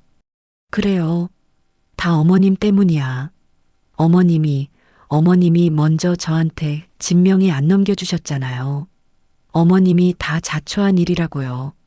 어머님이 저한테 돈 한 푼이라도 주셨어 봐요. 내가 그랬겠나? 마지막 순간까지 저 며느리는 남 탓이었죠. 저는 더 이상 저 여자와 말을 섞고 싶지 않았어요. 정식이 바꿔라. 어머님, 잘못했어요. 제가 무릎이라도 꿇을게요. 네, 제발. 저 사채업자들한테 쫓기고 있단 말이에요. 어머님, 돈 좀 주세요. 집 한 돈 있으시잖아요. 정식이 바꾸라고 했다. 잠시 후 다시 아들 정식이의 울음 섞인 목소리가 들려왔어요. 엄마, 내가 잘못했어. 내가 정미 말만 듣고 엄마, 내가 100번, 1000번 잘못했어. 제발 한 번만 용서해줘. 응? 내가 정미랑 당장 이혼할게. 이혼하고 민준이랑 둘이 엄마한테 갈게. 그러니까 제발 우리 좀 살려줘. 우리 길바닥에서 얼어 죽게 생겼어. 엄마. 정식아. 응. 엄마. 말만 해. 내가 다 할게. 라면 불겠다. 뭐라고요? 라면이 분다고. 너 때문에 밥을 못 먹겠네. 라면이 다 불어 터지겠다고. 엄마, 지금 농담할 때가 아니야. 우리 밥이 문제가 아니라 잘 곳이 없다고. 민준이가 울고 있단 말이야. 민준이? 저는 컵라면 뚜껑을 열었어요. 아주 알맞게 잘 익었더군요. 정식아, 넌 끝까지 너만 생각하는구나. 그리고 이제 와서 민준이를 팔아? 엄마, 그게 무슨 말이야. 넌 나한테 단 한 번도 진심으로 사과한 적이 없어. 내가 도둑으로 몰렸을 때도 넌 날 믿지 않았지. 그저 너의 가정이 시끄러워지는 게 싫었을 뿐이야. 안 그러니? 아들 녀석은 아무 대답도 못했어요. 지금도 마찬가지야. 너가 나한테 미안한 게 아니라 너가 잘 곳이 없어서 이러는 거잖아. 아니야, 엄마. 진짜 아니야. 나 정말 후회하고 있어. 엄마, 늦었다. 정식아. 저는 면발을 한 젓가락 크게 집어 올렸어요. 김치도 한 조각 얹었죠. 나는 너 같은 아들 둔 적 없어. 그리고 다시는 너희 얼굴 보고 싶지 않네. 그 사채업자들한테 쫓기든 길바닥에서 얼어 죽든. 그건 너희가 자초한 일이야. 나 찾지 마라. 엄마, 엄마 안 돼. 끊지 마. 엄마, 여보세요. 엄마. 저는 통화 종료 버튼을 눌렀어요. 시끄러운 소리가 사라지니 세상이 다 조용해졌어요. 저는 망설임 없이 휴대전화 연락처로 들어가 아들, 며느리 하정미 두 개의 이름을 삭제했어요. 그리고 그 번호들을 차단 목록에 넣었죠. 휴대전화 전원을 아예 꺼버렸어요. 저는 따끈한 라면 국물을 한 모금 마셨어요. 평생 먹어본 그 어떤 진수성찬보다 더 맛있었죠. 남편의 사진이 저를 보며 웃고 있는 것 같았어요. 여보, 나 잘했죠? 밖은 추웠지만 제가 있는 이 작은 방은 아주 따뜻했어요. 그 지옥 같던 집에서 저는 완벽하게 해방되었어요. 전화기를 꺼버린 그 방은 믿을 수 없을 만큼 고요했어요. 수화기 너머로 들리던 아들의 절규와 며느리의 악다구니가 거짓말처럼 사라졌죠. 저는 방금 먹은 컵라면 용기를 깨끗이 헹궈 분리수거통에 넣었어요. 그 집에서는 상상도 못할 일이었죠. 하정미는 자기가 먹은 배달음식 쓰레기 하나 제 손으로 버린 적이 없었으니까요.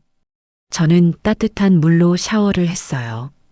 그 집의 낡은 욕실이 아니라 반짝거리는 새 타일이 깔린 깨끗한 샤워부스에서요. 샴푸 향이 이렇게 향긋했는지 새삼 깨달았어요. 그 집에서는 늘 락스 냄새와 하수구 냄새가 섞여 코를 찔렀거든요. 푹신한 새 침대에 누워 저는 남편이 죽은 이후 처음으로 그 어떤 걱정이나 두려움 없이 잠이 들었어요. 다음 날 아침 저를 깨운 건 알람 소리가 아니었어요. 창문 틈으로 스며드는 따뜻한 햇살이었죠. 평생을 새벽 5시 반에 일어났는데 눈을 떠보니 9시가 다 된 시간이었어요. 늦잠을 잤다는 죄책감 대신 이렇게 여유로워도 되나 싶은 행복감이 밀려왔어요. 저는 서두를 필요가 없었어요. 누구의 아침밥도 차릴 필요가 없었고 누구의 눈치도 볼 필요가 없었죠. 천천히 일어나 어제 사둔 새 원두로 커피를 내렸어요. 향긋한 커피 향이 작은 방을 가득 채웠죠. 이게 사는 거구나. 저는 그제야 제가 그동안 지옥에 살았다는 걸 깨달았어요. 오전 내내 저는 꺼뒀던 전화기를 켜지 않았어요. 대신 밖으로 나갔죠. 그동안 입었던 칙칙하고 때가 잘 타는 옷들 대신 백화점에 가서 제 돈으로 화사한 꽃무늬가 그려진 원피스와 편안한 가디건을 샀어요. 저를 어머님이나 할머니가 아니라 고객님이라고 불러주는 점원들의 친절이 낯설면서도 기분이 좋았죠. 점심은 혼자서 깔끔한 한정식 집에 들어갔어요. 그 집에서는 늘 며느리와 아들이 먹다 남긴 반찬, 식어 빠진 밥만 먹었는데 저만을 위해 따뜻하게 차려진 밥상을 받으니 눈물이 날 것 같았죠. 여기 돌솥밥 하나랑 보리굴비 정식 하나 주세요. 제가 먹고 싶은 걸 마음대로 시켰어요. 누구 하나 돈 아깝게 그런 걸 왜 시키냐고 타박하는 사람이 없었죠. 그렇게 여유로운 하루를 보내고 오피스텔로 돌아왔어요. 이제는 확인해야 할 시간이 왔죠. 저는 큰맘 먹고 전화기 전원을 켰어요. 아니나 다를까 전원이 켜짐과 동시에 수백 개는 되어 보이는 문자 알림과 부재중 전화 목록이 화면을 뒤덮었어요. 아들 정식이, 며느리 하정미, 그리고 모르는 번호들. 저는 그 모든 알림을 무시하고 있었어요. 그때 새로운 번호로 전화가 걸려왔어요. 32로 시작하는 익숙한 지역 번호였죠. 제 여동생 영희였어요. 저는 망설이다가 전화를 받았어요. 여보세요? 언니, 언니 맞지? 이게 무슨 일이야? 언니 지금 어디야? 영희의 목소리는 잔뜩 흥분해 있었어요. 나 잘 있어. 무슨 일인데 그렇게 호들갑이야? 무슨 일이긴. 지금 동네가 발칵 뒤집혔어. 언니네 집, 아니, 이제 언니네 집 아니지. 그 아파트에 어제 난리가 났었다고. 난리? 무슨 난리? 언니 정말 몰라서 물어? 어제 그 집 새 주인이 이사 들어왔는데 정식이랑 그의 하정미가 짐도 못 빼고 쫓겨났다고 하더라고. 그랬겠지. 내 집 아니니까. 아니, 언니. 내 말 끝까지 들어봐. 그냥 쫓겨난 게 아니야. 그 아파트 1층 로비에서 두 사람이 머리채를 잡고 싸웠대. 뭐? 하정미가 너의 엄마 때문에 내 인생 망했다고 악을 쓰니까 정식이가 이 악마 같은 년 너가 우리 엄마한테 무슨 짓을 했는지 다 안다고 하면서 그 여자를 밀쳤다는 거야. 저는 상상도 못한 이야기였어요. 제 아들 정식이가 며느리한테 손찌검을 했다니요. 그래서 하정미도 가만 안 있었지. 너는 뭐 잘했어? 너의 엄마 도둑으로 몰 때 너도 옆에서 거들었잖아. 하면서 정식이 뺨을 때리고 아주 그냥 개싸움이었대. 주민들이 다 나와서 구경하고 어떤 사람은 동영상도 찍었다고 하더라고. 저는 조용히 커피만 한 모금 마셨어요. 근데 언니, 그게 끝이 아니야. 또 뭐가 있는데. 그때 막 무섭게 생긴 아저씨들이 봉고차에서 우르르 내리더래. 무섭게 생긴 아저씨들? 응. 하정미가 그걸 보더니 기겁하면서 도망가려고 했는데 그 아저씨들이 하정미 머리채를 잡았다는 거야. 하정미 씨, 돈 갚아야지. 어디가? 하면서 그 사채업자들이었어요. 제가 집을 판 것을 어떻게 알았는지 아니면 원래 어제가 갚기로 한 날이었는지 귀신같이 알고 찾아온 거였죠. 정식이가 그 사람들한테 이거 놓으라고 당신들 누구냐고 소리치니까 그 아저씨들이 너는 이 여자 남편이냐? 너도 같이 갚아. 하면서 정식이 멱살까지 잡았대. 완전 난장판이었지. 결국 새 주인이 경찰 불렀잖아. 경찰까지? 그래. 경찰 와서 그 사람들 다 말리고 정식이랑 하정미는 경찰차 타고 파출소까지 갔다고 하더라고. 짐은 이삿짐 센터 사람들이 그냥 로비 밖에 다 내놨는데 그것도 그 빚쟁이들이 이거라도 가져가야겠다면서 명품 가방이고 뭐고 다 뒤져서 차에 싣고 가버렸대. 민준이는? 손주는 옆에서 자지러지게 울고 있고 저는 눈을 감았어요. 그림이 그려졌죠. 아파트 주민들 앞에서 망신이란 망신은 다 당하고 빚쟁이들한테 멱살까지 잡히고 결국 경찰서까지 끌려간 아들과 며느리. 그래서 걔들 어떻게 됐대? 나도 몰라.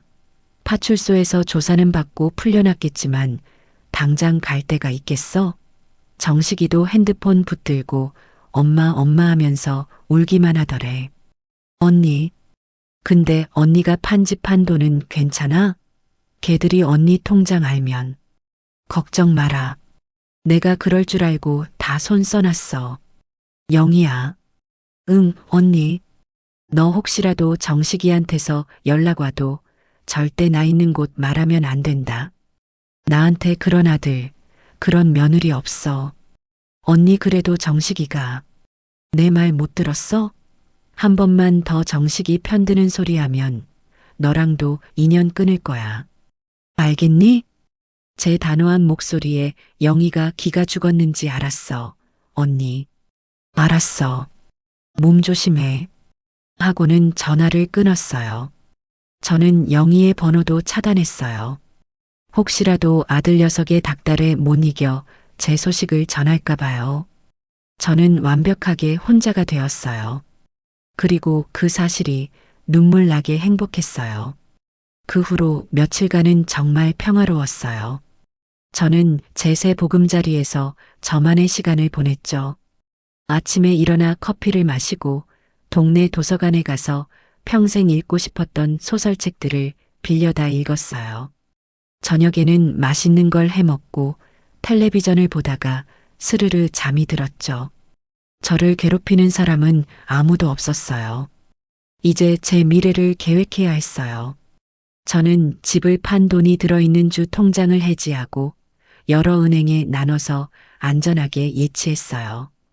그리고 그 돈의 일부로 제 평생의 꿈이었던 작은 가게를 하나 얻기로 마음먹었죠.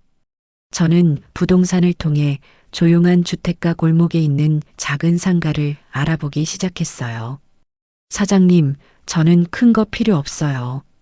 그냥 테이블 4대 놓고 제가 좋아하는 커피랑 쌍화차 같은 거 끓여 팔 수 있는 작은 공간이면 돼요. 아이고, 사모님. 요즘 그런 가게 찾으시는 분들 많아요. 마침 작고 예쁜 가게가 하나 나왔는데 한번 보시겠어요? 그렇게 며칠 동안 발품을 팔았어요. 그러던 어느 날이었죠. 은행에 들러서 통장 정리를 마저 하고 나오는데 기분이 이상했어요. 누군가가 저를 따라오는 것 같은 느낌이었죠.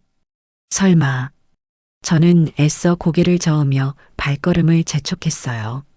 하지만 그 시선은 집요하게 저를 따라붙었어요.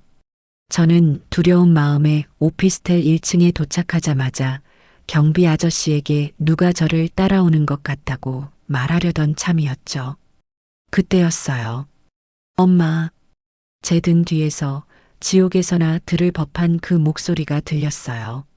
아들, 고정식이었어요. 저는 그 자리에 얼어붙었어요. 뒤를 돌아보자 며칠 사이에 완전히 다른 사람이 되어버린 정식이가 서 있었죠. 면도도 못해서 수염은 덥수룩하고 며칠은 못 감은 듯한 머리는 떡이 져 있었어요. 값비싼 양복만 입던 녀석이 어디서 주워 입었는지 후줄근한 점퍼 차림이었죠. 눈은 퀭하니 들어가서 핏발이 서 있었어요. 엄마 맞지? 엄마, 나야, 정식이야. 정식이가 저를 향해 달려오려고 했어요. 저는 저도 모르게 뒷걸음질 쳤죠. 오지 마. 너가 여길 어떻게 해? 엄마. 내가 며칠 동안 엄마 찾으려고 은행 앞에서 매일 기다렸어. 엄마가 이 근처 은행 오실 것 같아서. 제 예상대로였어요. 저 녀석은 제 돈을 노리고 은행 앞에서 잠복하고 있었던 거예요. 엄마, 내가 잘못했어. 엄마, 내가 정말 죽을 죄를 졌어. 정식이가 제 앞에 쿵소리가 나게 무릎을 꿇었어요. 오피스텔 로비를 지나가던 사람들이 무슨 일인가 싶어 저희를 쳐다봤죠. 엄마, 제발 나 좀 용서해줘. 응? 내가 그년 말만 듣고 엄마를 그렇게 해. 녀석이 바닥에 머리를 찌우며 울기 시작했어요. 일어나. 남들 보잖아. 아니, 엄마. 나 용서해주기 전까지 안 일어나. 못 일어나.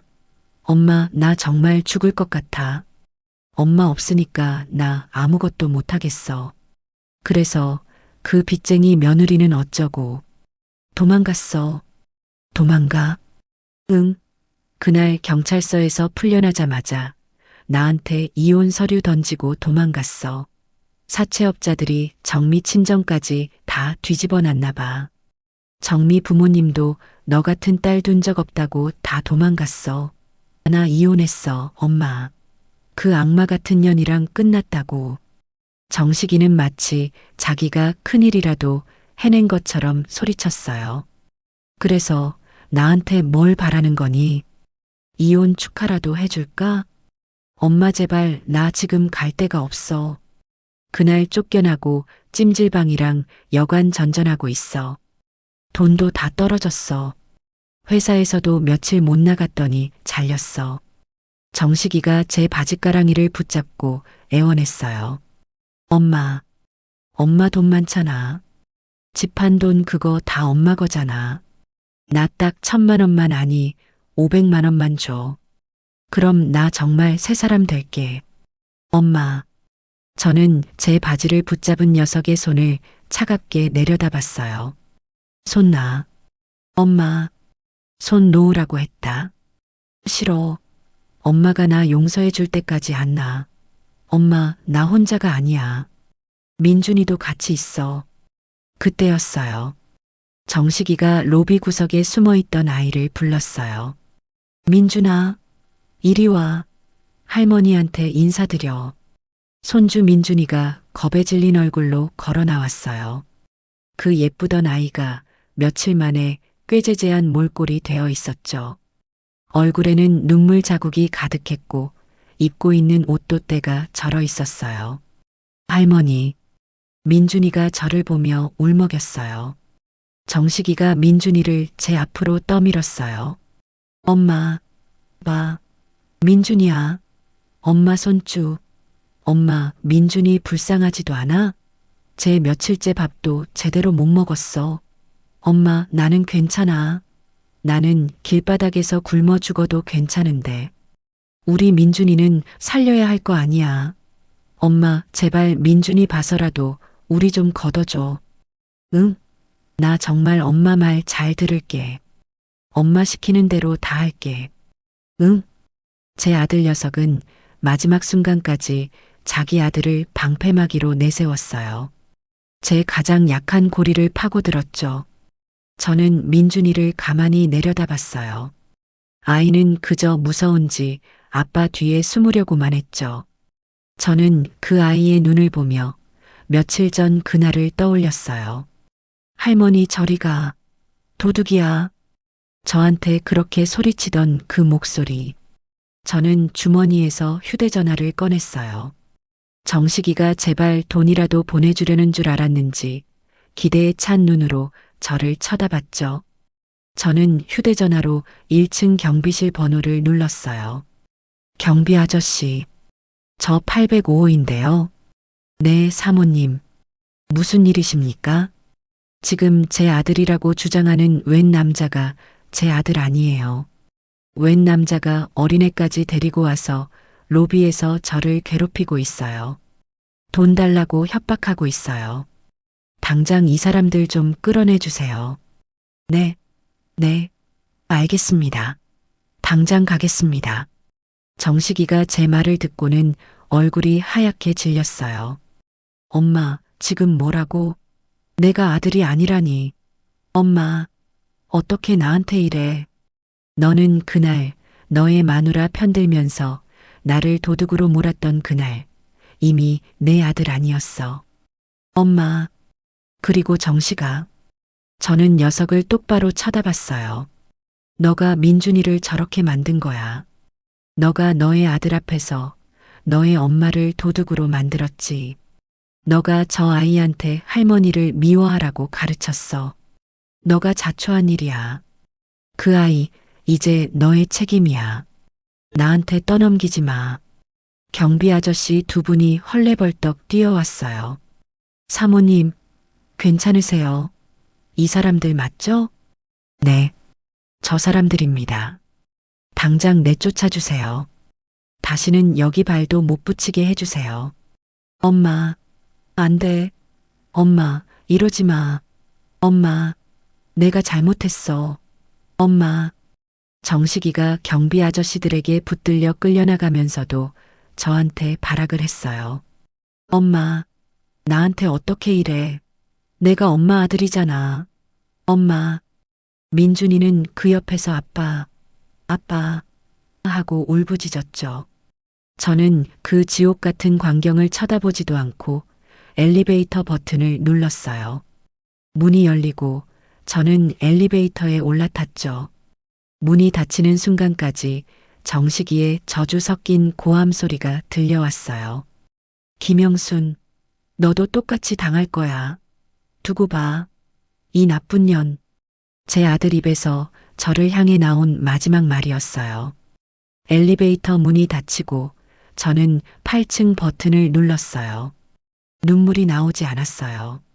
그저 아주 오랫동안 앓던 이가 빠진 것처럼 시원하고도 씁쓸한 기분이었죠.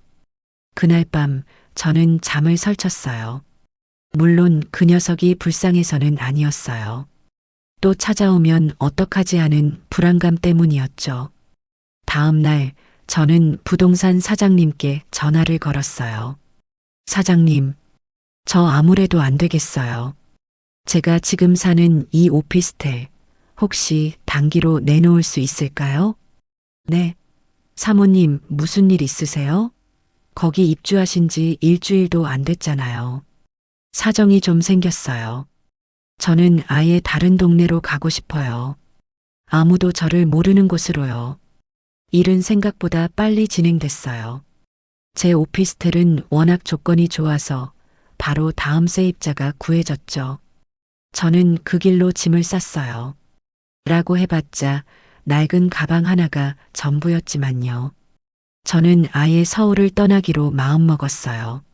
사장님, 저기 강원도나 아니면 바닷가 근처에 조용한 동네에 나온 작은 가게 자리 없을까요?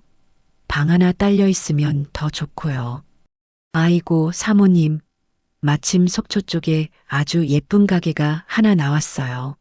원래 어떤 젊은 부부가 카페 하려다가 사정이 생겨서 급하게 내놓은 건데 시설도 다 되어 있고요.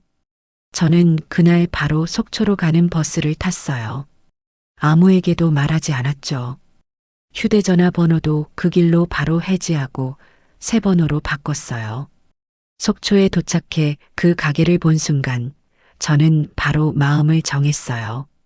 바다가 바로 내다보이는 작은 언덕 위에 하얀색으로 칠해진 아담한 1층짜리 가게였어요. 안쪽에는 제가 딱 눕기 좋은 작은 방도 하나 딸려 있었죠. 저는 그 자리에서 바로 계약했어요. 제 남은 인생을 보낼 곳으로 완벽했죠. 그 다음 날부터 저는 완전히 새로운 삶을 시작했어요. 서울에서 샀던 화사한 원피스는 넣어두고 편안한 작업복을 사입었어요. 페인트 가게에 가서 직접 페인트도 사왔죠. 가게 이름을 뭘로 할까 고민하다가 그냥 영순이네라고 정했어요. 하얀색 페인트 위에 제가 서툰 글씨로 영순이네 찻집이라고 썼어요. 저는 커피 내리는 법을 배우기 위해 바리스타 학원에도 등록했어요. 젊은 사람들 틈에 낀 늙은 학생이었지만 하나도 부끄럽지 않았죠. 오히려 재미있었어요. 오전에는 학원에 가서 커피를 배우고 오후에는 가게에 돌아와 직접 인테리어를 했어요. 작은 화분들을 사다 창가에 늘어놓고 폭신한 방석도 사다 놓았죠. 그렇게 한 달이 정신없이 흘러갔어요. 서울에서의 기억은 마치 아주 오래전 꿈처럼 희미해졌죠. 아들이나 며느리의 얼굴도 가물가물해졌어요. 가게가 어느 정도 정리가 되고 저는 개업을 하기로 마음먹었어요. 개업떡을 맞춰서 동네 가게들에 돌렸죠. 안녕하세요. 이번에 새로 찻집 연 김영순입니다. 잘 부탁드립니다. 동네 사람들은 모두 인심이 좋았어요. 아이고, 사장님, 혼자 하시는 거예요? 힘드시겠다. 우리가 많이 팔아드릴게. 사모님이나 어머님이 아닌 사장님이라는 호칭이 제법 마음에 들었어요. 가게를 열기 바로 전날 밤이었어요. 제 옛날 주소로 편지 한 통이 왔더군요. 제가 이사 간다고 하니 부동산 사장님이 저한테 꼭 전해줘야 할 편지라며 새 주소로 보내준 거였어요. 제 동생 영희가 보낸 편지였죠. 언니, 잘 지내? 언니가 그렇게 속초로 훌쩍 떠나버리고 나는 언니가 죽은 건 아닌지 얼마나 걱정했는지 몰라. 부동산 사장님한테 사정사정해서 언니한테 이 편지 꼭 좀 전해달라고 했어. 언니한테 정식이 소식 전하지 말라고 했는데 그래도 이건 언니가 알아야 할 것 같아서. 정식이 걔 그날 언니 오피스텔에서 쫓겨나고 나서 정말 갈 데가 없었나 봐. 민준이 데리고 며칠을 찜질방에서 자다가 그것도 돈이 떨어져서 결국 민준이를 하정민의 친정에 거기다 그냥 버리고 갔대. 나는 애 키울 능력 없다. 너희 딸이 싼똥이니 너희가 치워라 이런 쪽지 하나 남겨두고 사돈댁에서도 처음에는 민준이 안 받으려고 했는데 애가 우는 걸 어쩌겠어. 결국 받아줬나 봐. 대신 정식이한테는 다시는 민준이 볼 생각도 말고 우리 앞에 나타나지도 말라고 난리를 쳤대. 그리고 하정미 그 애는 결국 그 사채업자들한테 잡혔나 봐. 빚이 언니, 빚이 한두 푼이 아니었대. 집 담보로 받은 것 말고도 여기저기서 끌어다 쓴 돈이 수억 원이었대. 결국 그 빚쟁이들이 어떻게 했는지 밤낮 없이 험한 일을 하며 빚을 갚고 있다는 소문이 돌더라고. 아주 얼굴도 못 들고 다닐 정도로 망가졌대. 정식이는 민준이까지 버리고 나서는 완전 폐인이 됐어. 건설 현장 같은 데서 막노동하면서 하루 벌어 하루 먹고 사는데 그 돈도 다 술값으로 쓴대. 지금은 고시원에서 사는데 맨날 술에 취해서 우리 엄마가 하면서 온다고 하더라고. 언니, 나 정식이 그렇게 된 거 보니까 마음이 너무 아픈데 언니 마음은 오죽했을까 싶기도 하고. 언니, 부디 거기서는 다 잊고 행복하게 살아. 언니가 행복한 게 그 인간들한테 제일 큰 복수일 거야. 보고 싶다, 우리 언니. 영희가. 저는 편지를 조용히 접었어요. 눈물이 나지 않았어요. 그저 그렇게 됐구나 하는 생각뿐이었죠. 그들이 어떤 지옥에서 살든 그건 이제 제 알 바가 아니었어요. 그들은 스스로 그 지옥을 선택한 거니까요. 다음 날 아침 저는 가게 문을 활짝 열었어요. 영순이네 찻집이라고 적힌 간판 아래 오늘 문 열었어요 라는 작은 팻말을 걸었죠. 바다 냄새와 섞인 구수한 대추차 냄새가 가게 안을 가득 채웠어요. 사장님, 개업하셨네요. 축하합니다. 여기 대추차 한 잔 주세요. 동네 이웃인 생선가게 아주머니가 첫 손님으로 들어왔어요. 네, 어서 오세요. 제일 맛있는 걸로 끓여드릴게요. 저는 환하게 웃으며 대답했어요. 제 인생의 두 번째 봄날이 그렇게 시작되고 있었어요. 이곳 속초는 공기가 참 맑아요. 아침마다 가게 문을 열면 짠 바다 내음과 섞인 흙냄새가 나죠. 제가 직접 끓이는 대추차 냄새가 이 작은 가게를 채울 때면 아, 내가 정말 살아있구나 하는 생각을 해요. 불과 몇 달 전만 해도 저는 제 이름조차 잊고 도둑으로 살았는데 말이죠. 제 이야기를 들으시면서 어떠셨어요? 어떤 분들은 속 시원하다고 하실 테고 또 어떤 분들은 아무리 그래도 자식인데 손주인데 너무 매정했다고 하실지도 모르겠네요. 네, 맞아요. 저도 제가 그렇게까지 독한 사람인 줄 몰랐어요. 정말 평생을 남편 없이 자식 하나만 바라보고 살았어요. 식당 주방에서 뜨거운 불 앞에 서서 화상을 입어가며 악착같이 돈을 모은 이유도 다 제 아들 정식이 그 녀석 하나 때문이었죠.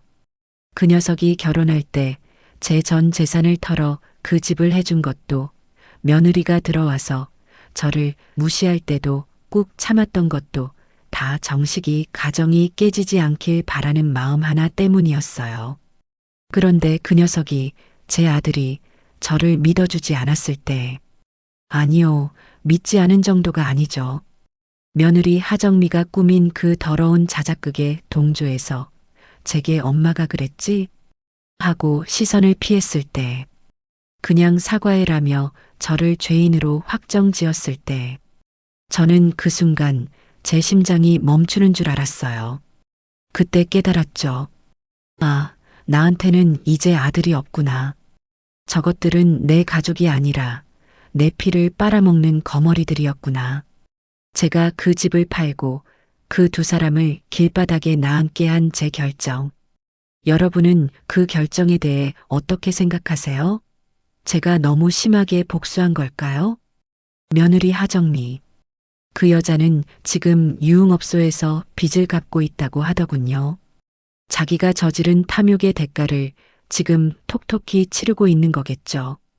저는 그 여자가 어떻게 되든 솔직히 하나도 궁금하지 않아요. 그 여자는 저한테 인간이 아니었으니까요. 하지만 제 아들 정식이, 그 녀석은 지금 고시원에서 술로 하루하루를 보낸다고 해요. 마지막에 저를 찾아왔던 그 모습이 사실은 가끔 떠오르기도 해요. 오피스텔 로비 바닥에 무릎을 꿇고 엄마, 내가 잘못했어 하고 울부짖던 그 목소리요. 만약에 여러분이 저였다면 그 순간에 어떤 선택을 하셨을 것 같아요? 내가 너 같은 아들 둔 적 없다고 차갑게 돌아선 제 행동이 정말 최선이었을까요?